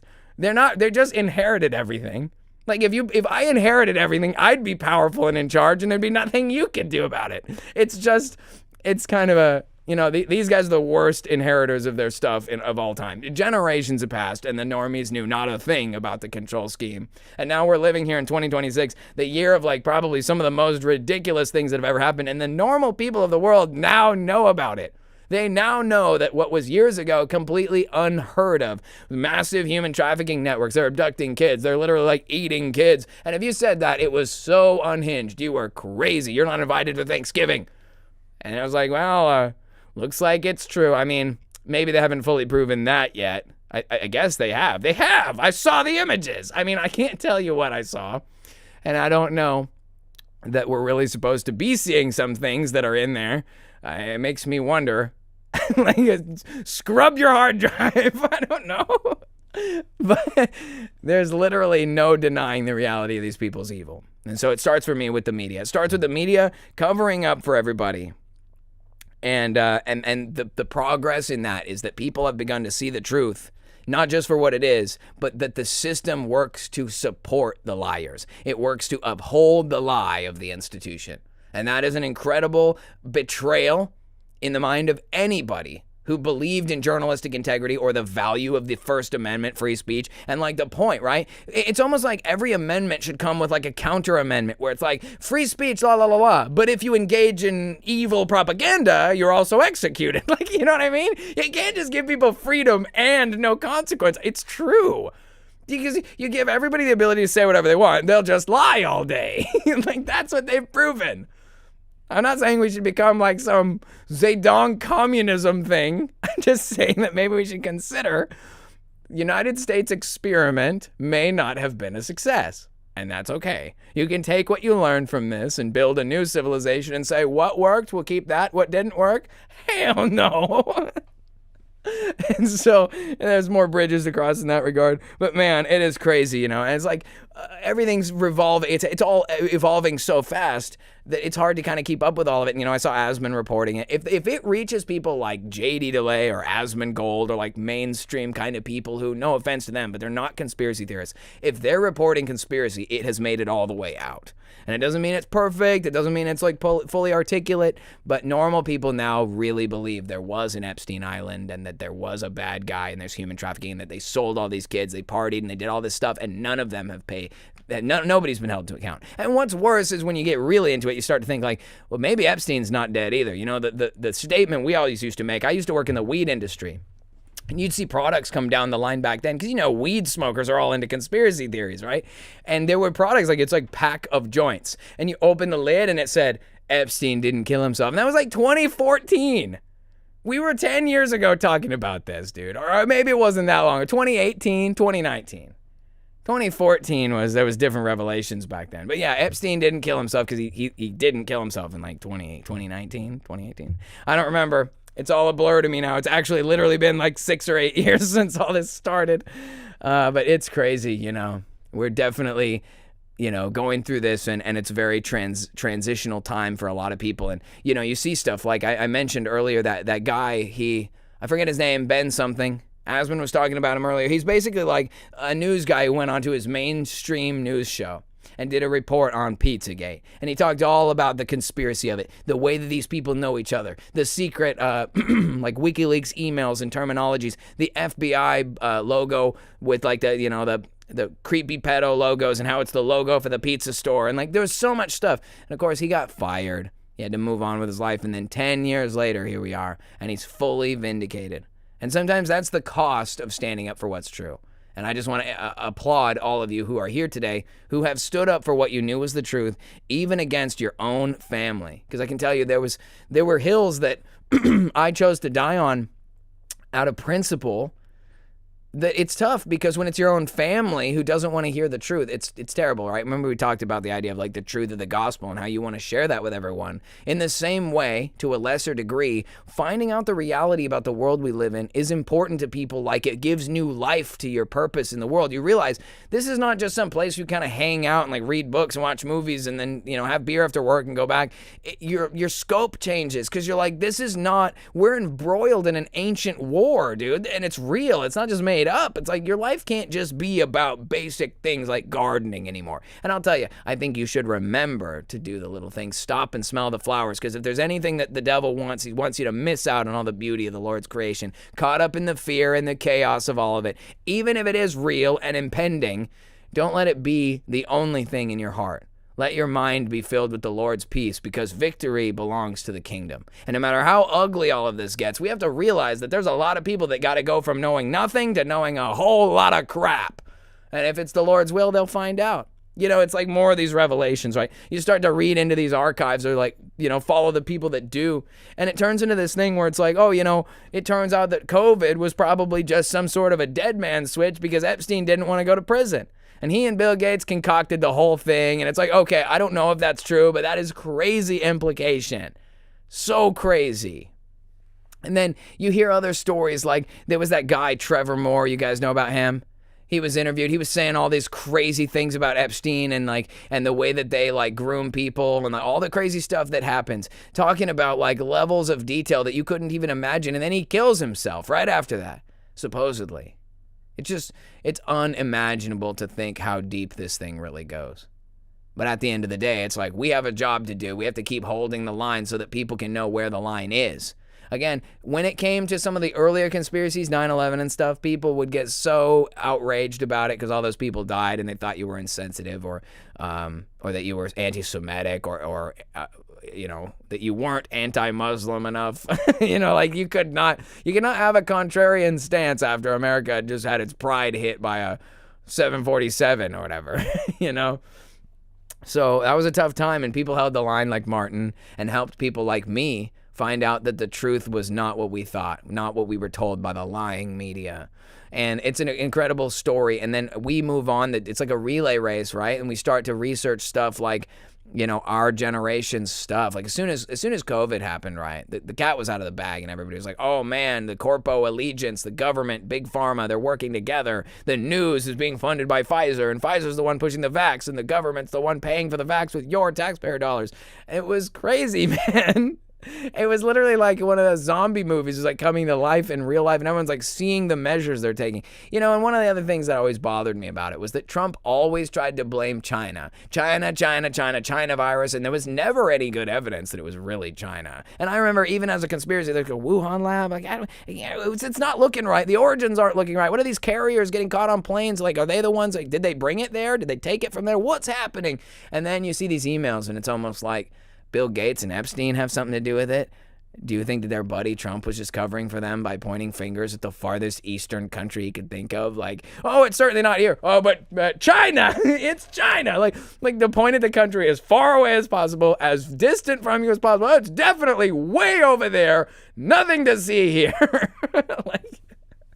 It's crazy. And Pearl says, I'm wondering if viruses are even real these days. I was talking about this. We had that write-up. I shared it on Patreon. It's possible that virus is just some kind of radiation poisoning. Oh, is that too much? Have I gone too far? Am I an unhinged, unfounded conspiracy theorist? Or are we going to find out that you get pumped with radiation long enough, you develop flu-like symptoms?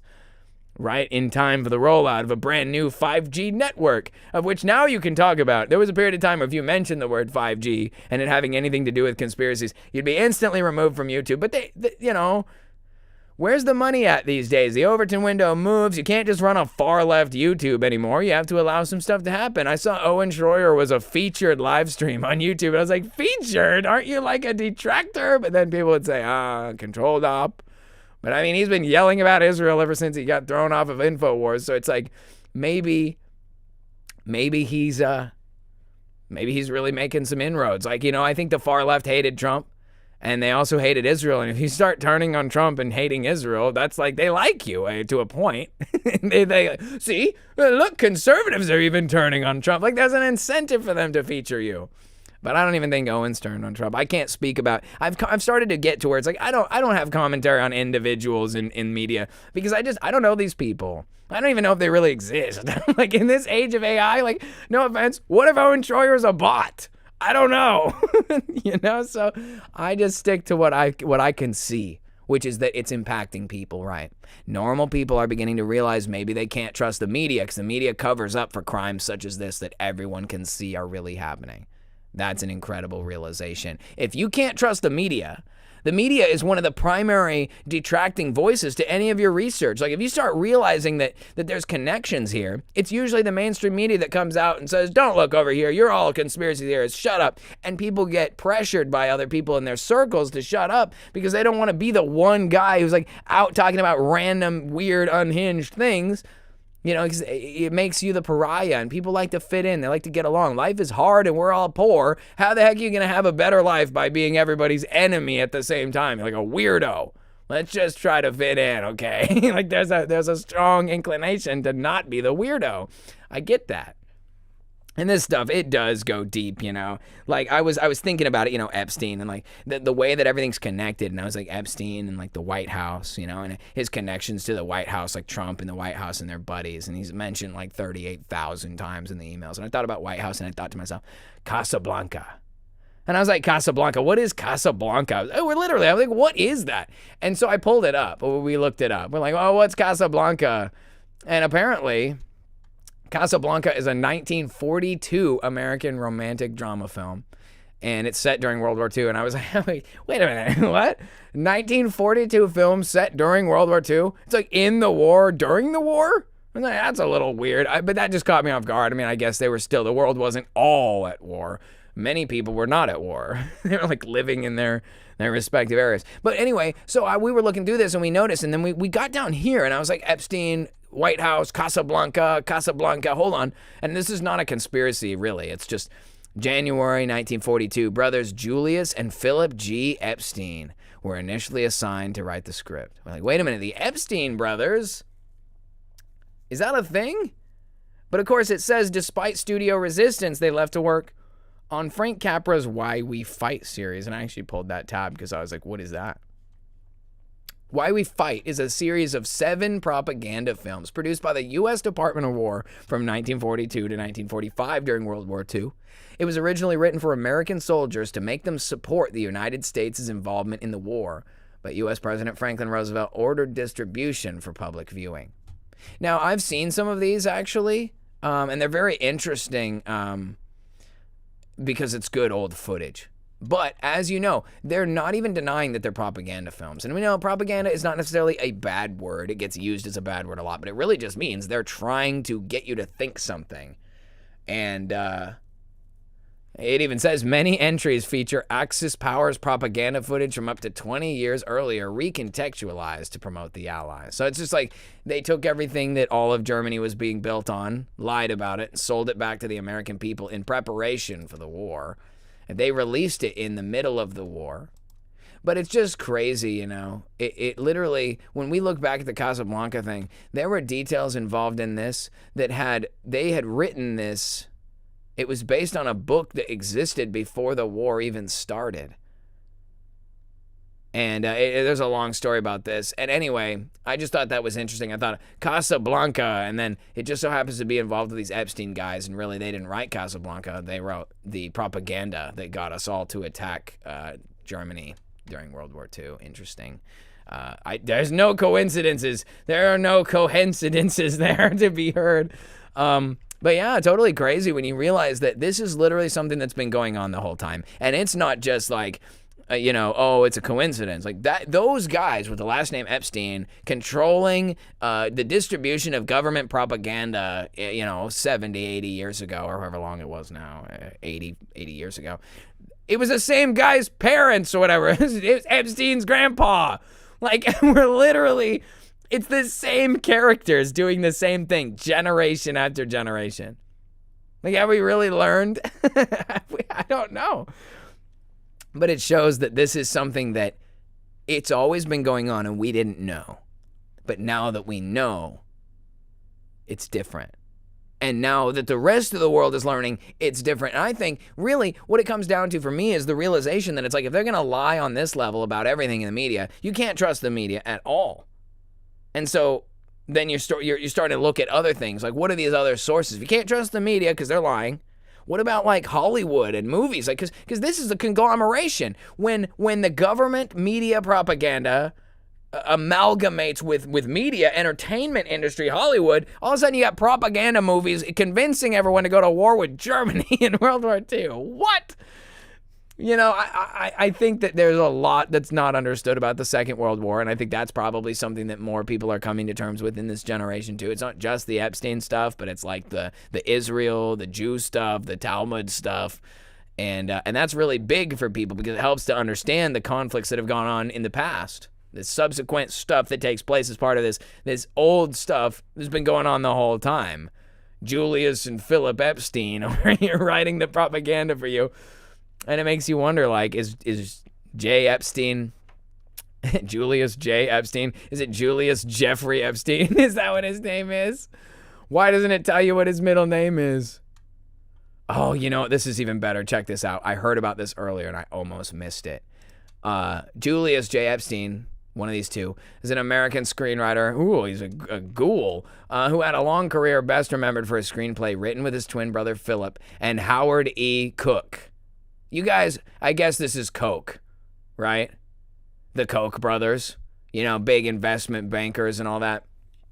The Koch brothers are bad guys too. And it's funny that they're like working together even back in the day. This guy he died in year 2000. And it's funny, like they wrote this alongside the Koch brothers' granddad for the Casablanca movie. That's crazy. And it didn't say what his middle name was. He was born as a twin brother to his Jewish family on August 22nd, 1909 in New York. So wild. And I mean, look, you could just, that's stupid. That's clearly a different family tree. And it's like, I'm done with detractors, dude. I'm done with excuses. These guys all have the same name. They're all of the same group. They've been doing the same jobs. I'm over it, dude. Unless somebody can produce fruit, I'm on the side that I'm throwing out this whole thing. Like, at one point in time, you could have nickel and dimed me and had me think, well, it's not everybody. It's only, there's only certain elites in the club. And it's like, no, the only people in the club are in the club. There's no one on TV. There's no one in the movies. There's no one big on YouTube or anything. And I literally mean that. I'm not saying like a couple 100K. I'm talking about big dogs. What your hands are on the levers of important things. If you're writing propaganda films for the U.S. government at some unknown budget for some unknown paycheck, how much do you think you got paid to be the screenwriter for a government film? Taxpayer dollars were used to propagandize the American people against the truth of what was really taking place in Germany in order to get 400,000 Americans killed, blood and treasure wasted in Europe so that they could re-establish Europe's fucking government. Sorry. I'm getting a little vein bulgy. But yes, if you follow the money, right? That's what they used to say. Follow the money. You'll find it. It goes right to like some Talmudic interior group who's using taxpayer dollars to advance their agenda and fund Israel endlessly. The only thing both political parties will agree on to no end: we must fund Israel, our greatest ally. Anyway, it doesn't stop here, right? It's bleeding into different categories. Recently, one of the big revelations that happened, maybe not big to everybody, but since we're talking about YouTubers being big and stuff, there's a guy on that list of big YouTubers who I don't know what he is. No offense. I'm not going to try to condemn people at large on their own. But there's a guy called Markiplier, and he was a pretty big YouTuber. He still is. But he's kind of moved to other things because he's very successful. He has millions of dollars and he kind of do what he wants. So he started making this independent film, and it's like based on a video game. It's his vision for how this video game should have been a movie because it was so cinematic, and he felt that it just wasn't being translated properly in the game. So they filmed this movie. It's called Iron Lung, and a lot of people were really excited to watch it. It's kind of a weird kind of, I guess they call it an eldritch horror movie.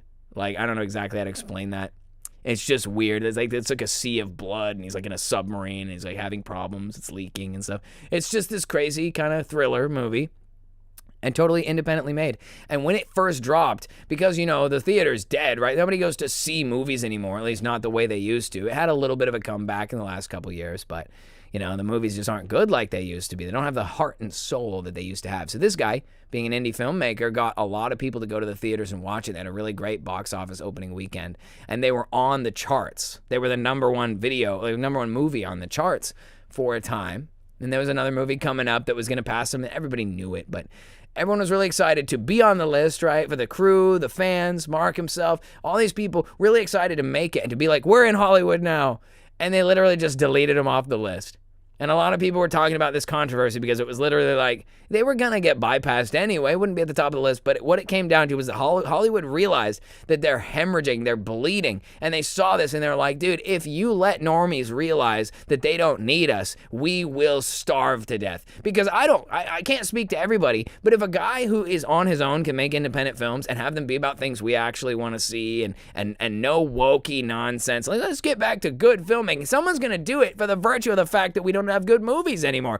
Let's get back to like the ages of sword and sandal. Let's have real actors. Let's have real practical effects. Let's make movies good again, right? Someone's going to get that kingdom mentality and say, we deserve kingdom quality film. And they're going to start making their own films because once you see that you can do it, there's nothing stopping you. The reality of the truth is that when you realize that what holds you back most of the time is your own fear, your own, your own shortcomings, and then you realize that you can accomplish anything. And when it comes to things like this, there's been an idea of gatekeeping. You can never chart the billboard. You can never make it on the box office opening weekend list, and they did. And the result of that was the corruption of Hollywood reared its ugly head and said, absolutely not, and erased them off the list. It didn't matter. It was the merit, right? And imagine you're so important, so pivotal that they delete you from the list. That is an achievement in and of itself. But again, we're going through this era of exposure. So many people would have thought in the past that Hollywood was just this kind of ambiguous group, and it's just where people go to make movies. There's producers, there's actors, there's stagehands. There's all this class of Hollywood people, but it's not compartmentalized. It's not a closed-door structure. And yet I've heard so many people who went to film school arrive in Hollywood with a degree, and they're not the right last name. They're not from the right family line. And so you don't get a job. You don't get to point a camera at Mel Gibson. You don't get to stack boxes in the back. They reserve jobs for people who look like and belong to this family. I'm sure this guy's got some nephew who has a really high-paying job sitting in a security box somewhere doing no work. This is what they do. They ensure that all the money and power stays in their family, stays in their circle, stays in their little club called Hollywood. And if you try to penetrate in from the outside without being invited, they will cut you off. And that's what's happened to Markiplier. He was effectively just kicked off the list. Now, it doesn't take away from the fact that his movie aired and that they made some big money on it, too. It's like 3x or 5x return or something. It's really good, especially for a small film. And I know people have mixed reviews. It's like when it's an indie film, there's always going to be some discrepancy. It's not going to be as good. They just don't have the budget to hire 1,000 experts. You need people that are good at stuff to make good things happen. You have to have money to get good people. It's just the reality of things.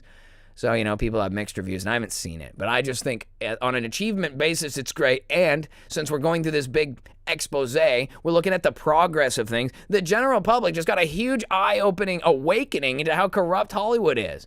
That they don't really care about whose movie is liked. They care about Jews' movie is liked. That's exactly what it is. Yeah.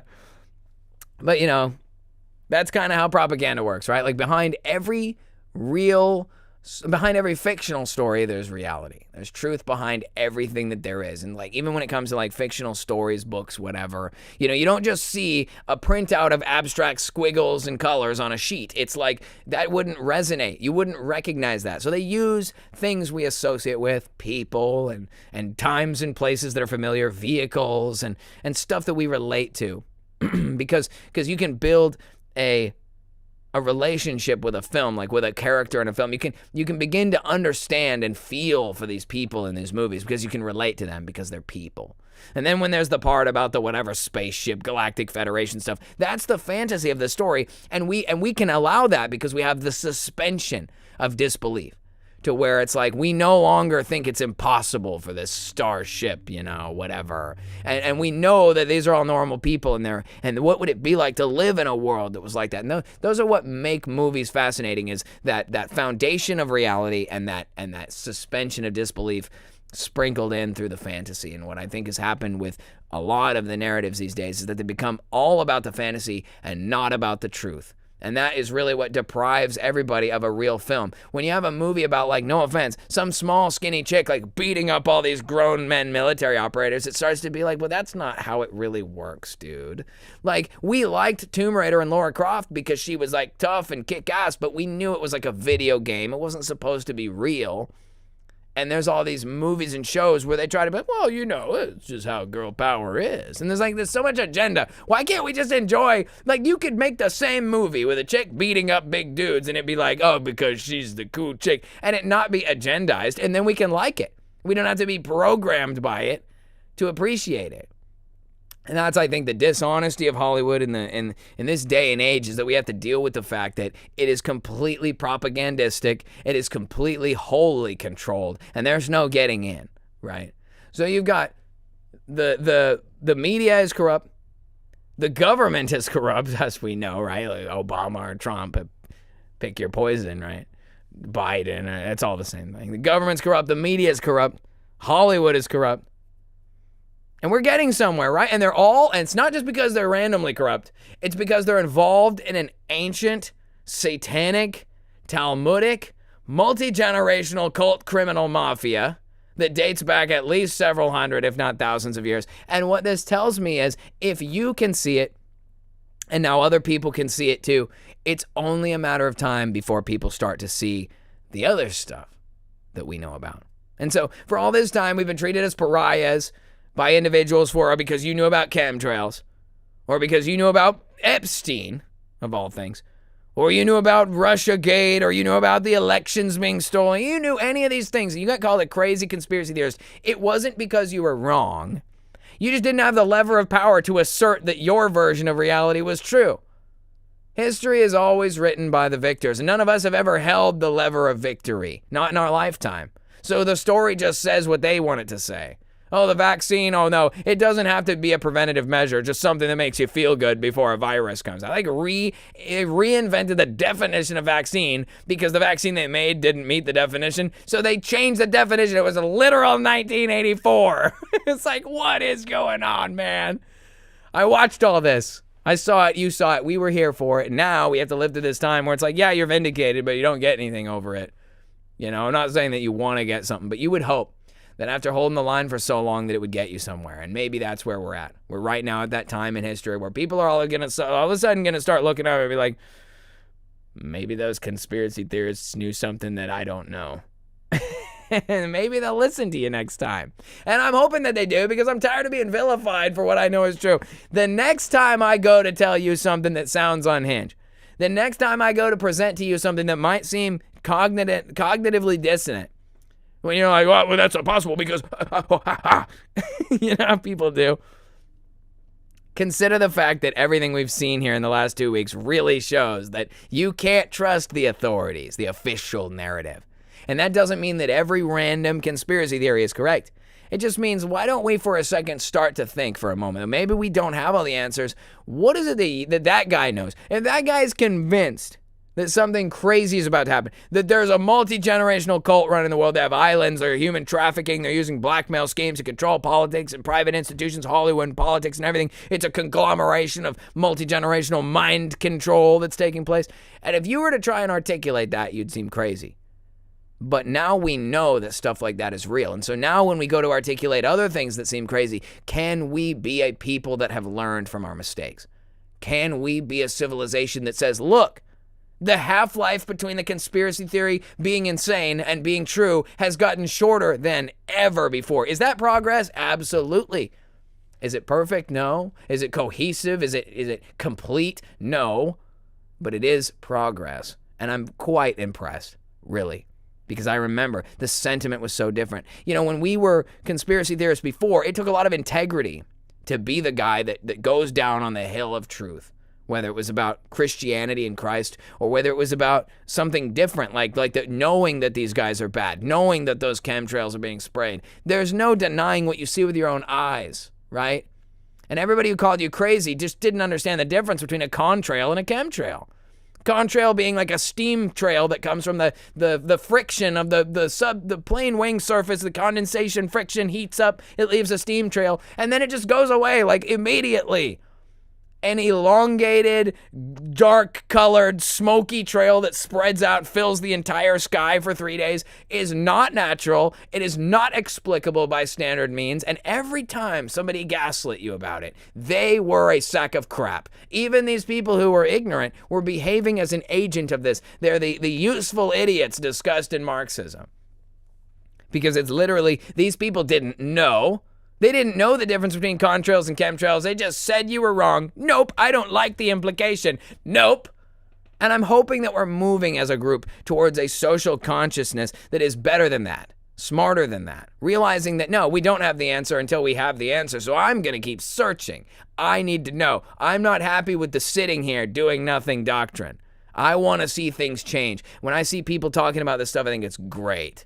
Is it great, the horrible crimes these people committed? No. Is it great to continue to reiterate and talk about them? No. And for me, it's like I'm tuned out because I don't need to know all this. I already know this, man. I'm not saying that I'm better than anybody, and I'm sure many of you guys know this too. But it has to feel good to kind of sit back and be like, told you so. Told you so for like 10 years, dude. And I'm going to do it again. When it comes time for the mainstream world to come to terms with one other branch that they didn't realize was also lying to them en masse, the government's lying, right? Corrupt, working for Israel. The only thing the two-party system agrees on is to fund Israel, your greatest ally, okay? Yeah, government's corrupt. Media covers for everything they do, from Epstein Island to chemtrails to you name it. Media's complicit, media's corrupt. Hollywood's working with the government to make these propaganda films so that you'll go to war with whoever it is. Germany, Iran, Venezuela, the Mexicans. It doesn't matter. They find a way. Hollywood is corrupt. They'll pull your movie off the list because they can't acknowledge that you exist. Rules for yous, but not for Jews. and seriously, the United States, every aspect is corrupt, and then we sit here and we let one other branch of liars tell us what the world looks like.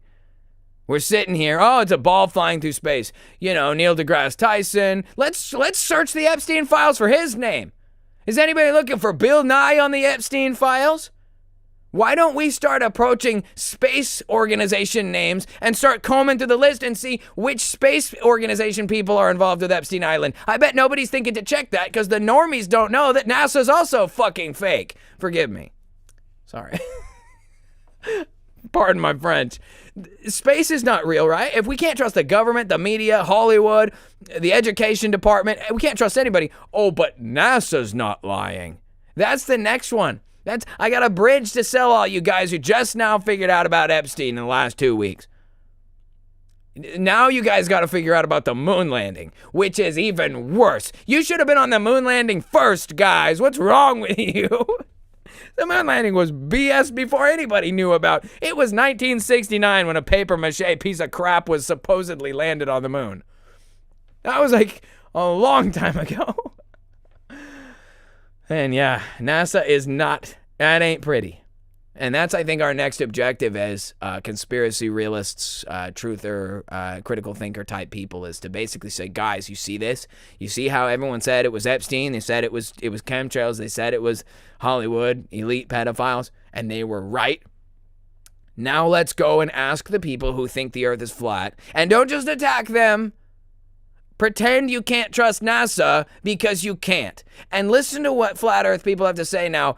Listen to them. Everyone always says, oh, it's unsubstantiated, la, la, la, la, la.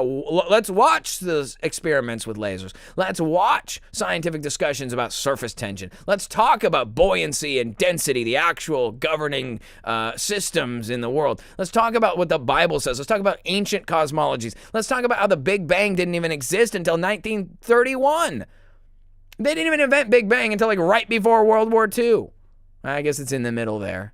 But you see what I'm saying? We didn't even have a Big Bang. They just had an imaginary cosmos. It was like the solid, everyone knew God made the world. And then they were like, well, evolution though. And everyone's like, and then they were like, yes, evolution because of Big Bang. They're proactively justifying themselves with more lies on top of lies. We have to be better than this. We need to teach people to be better than this. Because somehow along the line, you and I figured out how to be critical thinkers who didn't just trust what we were told, and who actually had an interest in knowing. If somebody has an insane theory, I go and look at it. That's how I even discovered the earth was flat. I heard people saying, oh, the earth is flat, la, la, la, la. I didn't even have a biblical cosmology. I just was like, why are they saying that? Oh, man, because when you find out NASA's a bunch of liars, it's a giant money laundering operation, a rocket development program that's either for weapon systems or completely fake. They're stealing $700 billion a year and stuff with it, and nobody knows to do anything about it. Just trusting blindly the same people who are probably at Epstein Island. These people are probably clients of Epstein. It's a part of this secret club. It's like Neil Armstrong burger. Like it's not that hard to figure out. And then you realize that, and you're like, man, this really is a crazy situation we're in. And so when people eventually start to realize, oh man, they were right about everything, shit, they're probably right about the flat earth too. And then you realize, okay, well, we're going to start having some people make some real discoveries. Remember, there was a lot of people who learned about biblical cosmology and it brought them to Christ. The Lord revealed himself to them through the cosmos. That's an amazing journey. What an awesome on-ramp to the first step of the three-part kingdom system. You realize that you're not living on a ball flying through space. You're in God's enclosed, like, fishbowl or whatever. All of a sudden, that's like, oh, no. Like, God's not just some ethereal being lost in the ether. He's like there and looking at you. Yikes. Like, if there's never been any other reason to get your acting gear, it's like, he knows. He knows what you've done. Anyway, very crazy. So that's the next thing, right? Like when all these normies, unfortunately for lack of a better term, when normies realize that the earth is flat, they're going to freak out. That's going to be the next one because all their delusions about space are going to get grounded. No more fantasies about watching Star Wars. Star Wars becomes lame because it's like no longer about the suspension of disbelief. It's the suspension of belief. There's nothing about that that's believable because it's completely fabricated. I don't care if I see humanoids running around in some magic circumstance. It doesn't make any sense. None of that is real. That's why you find giant holes in the plot when in the new trilogy, they hyper jumped a ship through the new Death Star and it was like, oh, easy. That broke the entire franchise. Why didn't somebody just send an X-Wing through the Death Star at hyperspeed? Why did we wait until 7 movies to do that when we could have just done that in the first place? And it's because there's no consistency in the fantasy because it's not real. It's just people are just making it up as they go along. It's a religion. Have you ever noticed how religion tends to lead to corruption? Because there's a difference between religion and truth. There's a difference between religion and kingdom. And so we have all these religions pretending to be truth, and it's destroying the reputation of the kingdom and the truth. And you see this happening right now. Like I'm getting a little low on time, but you guys see this. Sean Ryan, and I guess maybe this is the final piece of the puzzle, right? Everyone can realize the government, the media, Hollywood, and even that NASA is bullshit. And then they need to realize the one final thing. And not just that, oh, it's the noticing and it's all the Jews, like everyone's saying. It's more than that. Because it's not just the Jews. It's the Vatican. It's Protestantism. It's Christianity as a religion. They were assigned the truth to corrupt. That's why the church is so dangerous. And this is something that everyone is going to have a very hard time coming to terms with. And you heard it here first, maybe not first ever, but I have been vehemently outspoken against the church organization 501c3 because it is controlled. In the same way that Trump is a pawn of Israel through Epstein, the church is a pawn of Israel through Epstein. And it's no joke. I mean, Sean Ryan recently published on a show, he had someone come out to talk about it. I'm not going to say their name. I don't want to get wrapped up either. But he's getting a huge lawsuit from a megachurch because Sean Ryan exposed that the director of the megachurch is spending a significant prison sentence for assaulting hundreds of kids. And the church covered it up. They had thousands of settlements where they paid people money and made them sign non-disclosure agreements saying they wouldn't tell that they got molested by the pastors. And this church camp organization has continued to host camp at that same place where these kids were victimized. And if you don't believe that organized covering up of sex assault in the church if you don't believe that that's on purpose, there's something wrong with you. You cannot correlate the fact that the media and the government directly cover up for these kinds of crimes in the mainstream, and then you see it happening in the church and think it's an isolated situation. The modern Christian church is owned and controlled, and that is a dangerous thing that people need to come to terms with. When as crazy as I might have sounded saying the earth was flat, or as crazy as I may have sounded talking about Epstein's Island, or as crazy I would have sounded talking about underground military bases and giant underground vacuum train railroads where they're transporting goods and people and subterranean non-human civilizations, everything that sounds insane is real, dude. I'm sorry.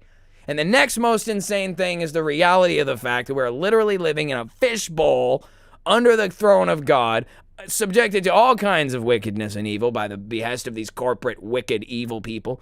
And it stems into every aspect of civilization. Everyone's starting to notice, oh, it's the Jews. Well, wait until you realize it's the Christians too. And I'm not saying it's the truth that should be condemned or the word of God that should be thrown away. Because I always say, you can't have the truth without the way, the truth, and the life. That is Christ Jesus. You cannot get here without him. So don't think that just because the pastor treated you bad, that makes Jesus bad. That's the reason why they're using it. That's the reason why America has so many churches but no kingdom. It's the reason why America has so many churches and so many victims. It's the reason why the churches are so big and so powerful, and yet the world is still in turmoil. They want you to think the church is a building of people who warm seats. They want you to think the church is this organization that covers up for evil. They want you to think the church is this religious, performative nonsense, when the church is supposed to be God's government on the earth.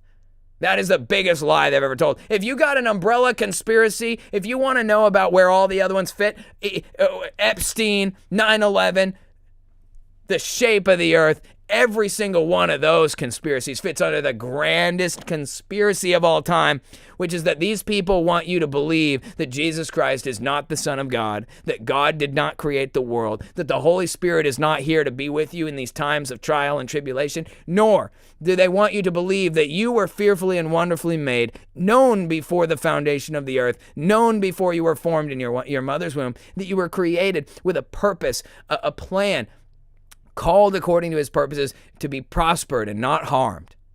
God wants to do something with you radical right now. Now I'll tell you the conspiracy in the last 5 minutes. Let me sell you the flat earth you've never heard of. The kingdom of God is coming to the earth. And this generation will live to see it. Okay, that's my bridge to sell you. My bridge to sell you is the biggest conspiracy of all time. The only reason all these other conspiracies exist at all is to try to stop what cannot be stopped.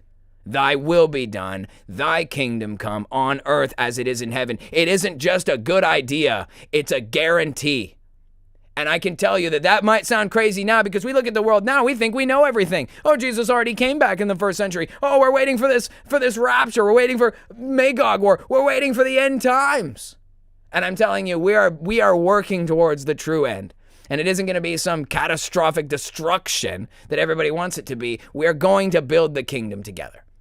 And as conspiratorial and as crazy as that may sound, I want you guys to know that we're working towards that understanding right now. We are going to go from this place of wondering to this place of knowing, because it's not about what time of year it is. Jesus Christ says not to worry about tomorrow. Today's problems are sufficient for themselves. So where are we living in today? Well, it's a world full of turmoil. So we got to keep doing today. You know, the Lord's Prayer continues to tell us to give us this day our daily bread and deliver us, lead us not into temptation, but deliver us from the evil one. You pray it every day. Because you ask God every day to make today the day that you do your best, the day that we do our best every day. That's all you can do. You can't know what's going to happen tomorrow, but I can tell you what we're supposed to be doing. And I can tell you that what God wants is to see us make it real. I'm not saying that we're going to win in totality.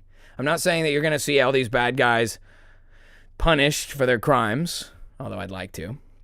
I'm sure we all would.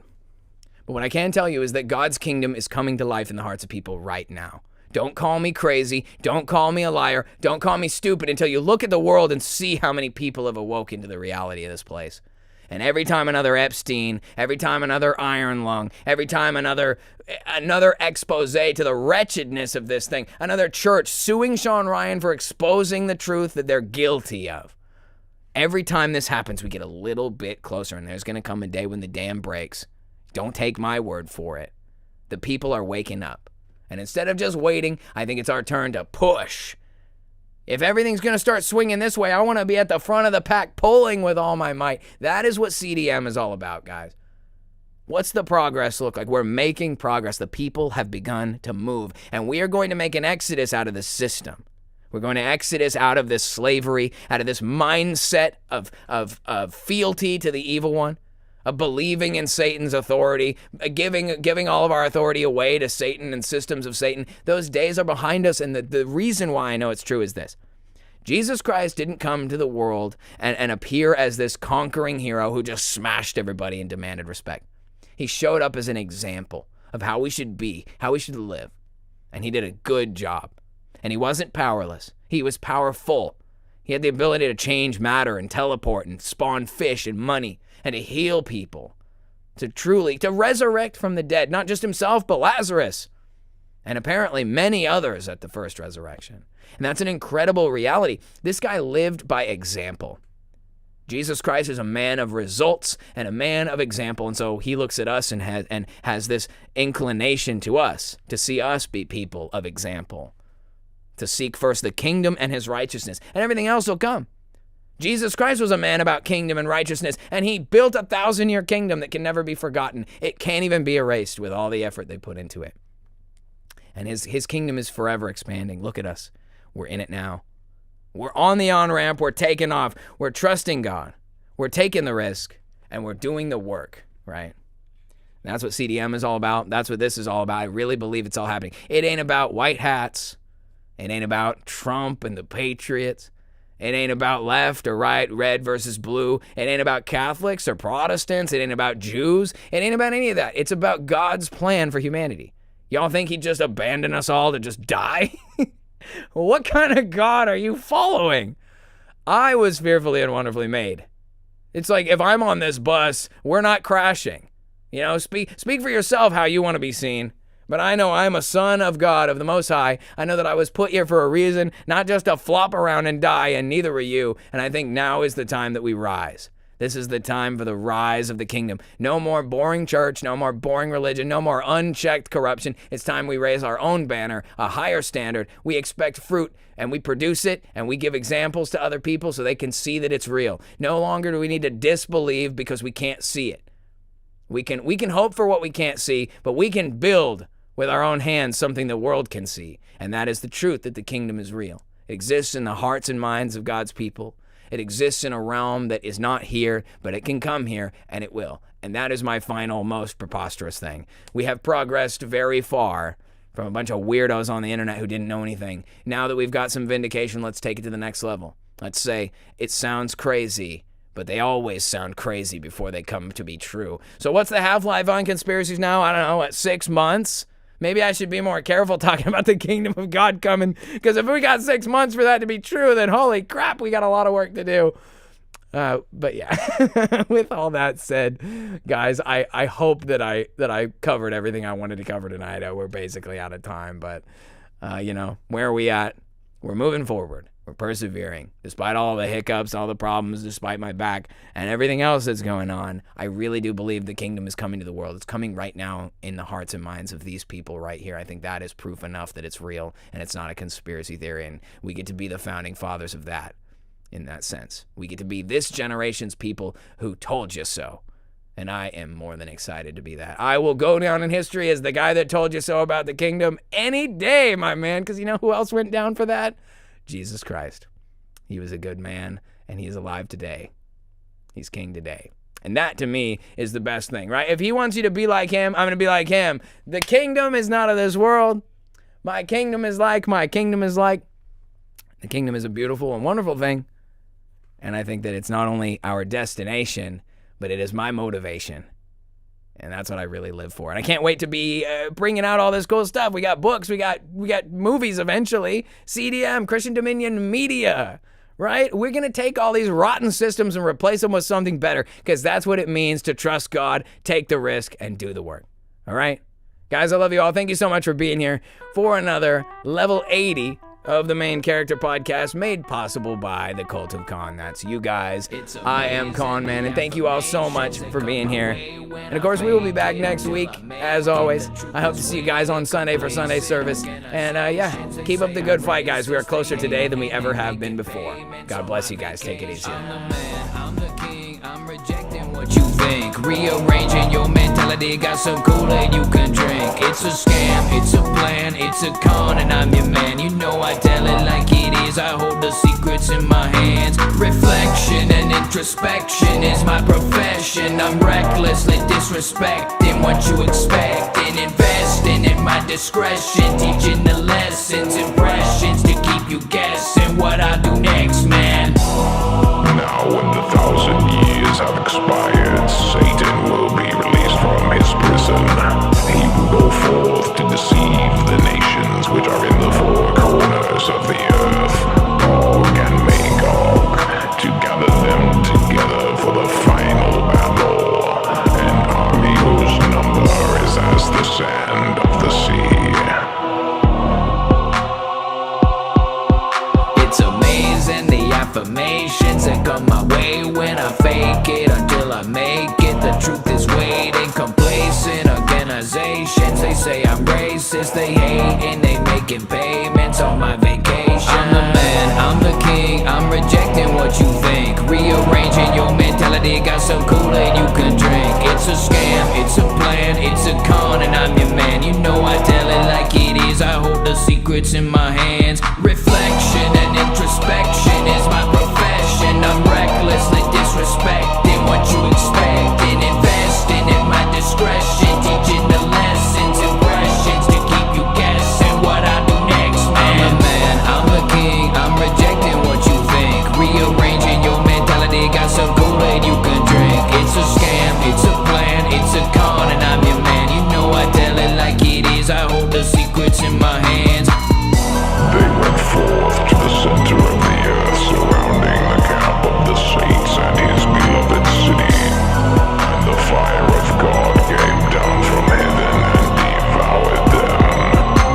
The devil who had deceived them was cast to the lake of fire, where the beast and false prophet remain, and they shall be tormented day and night forever and ever.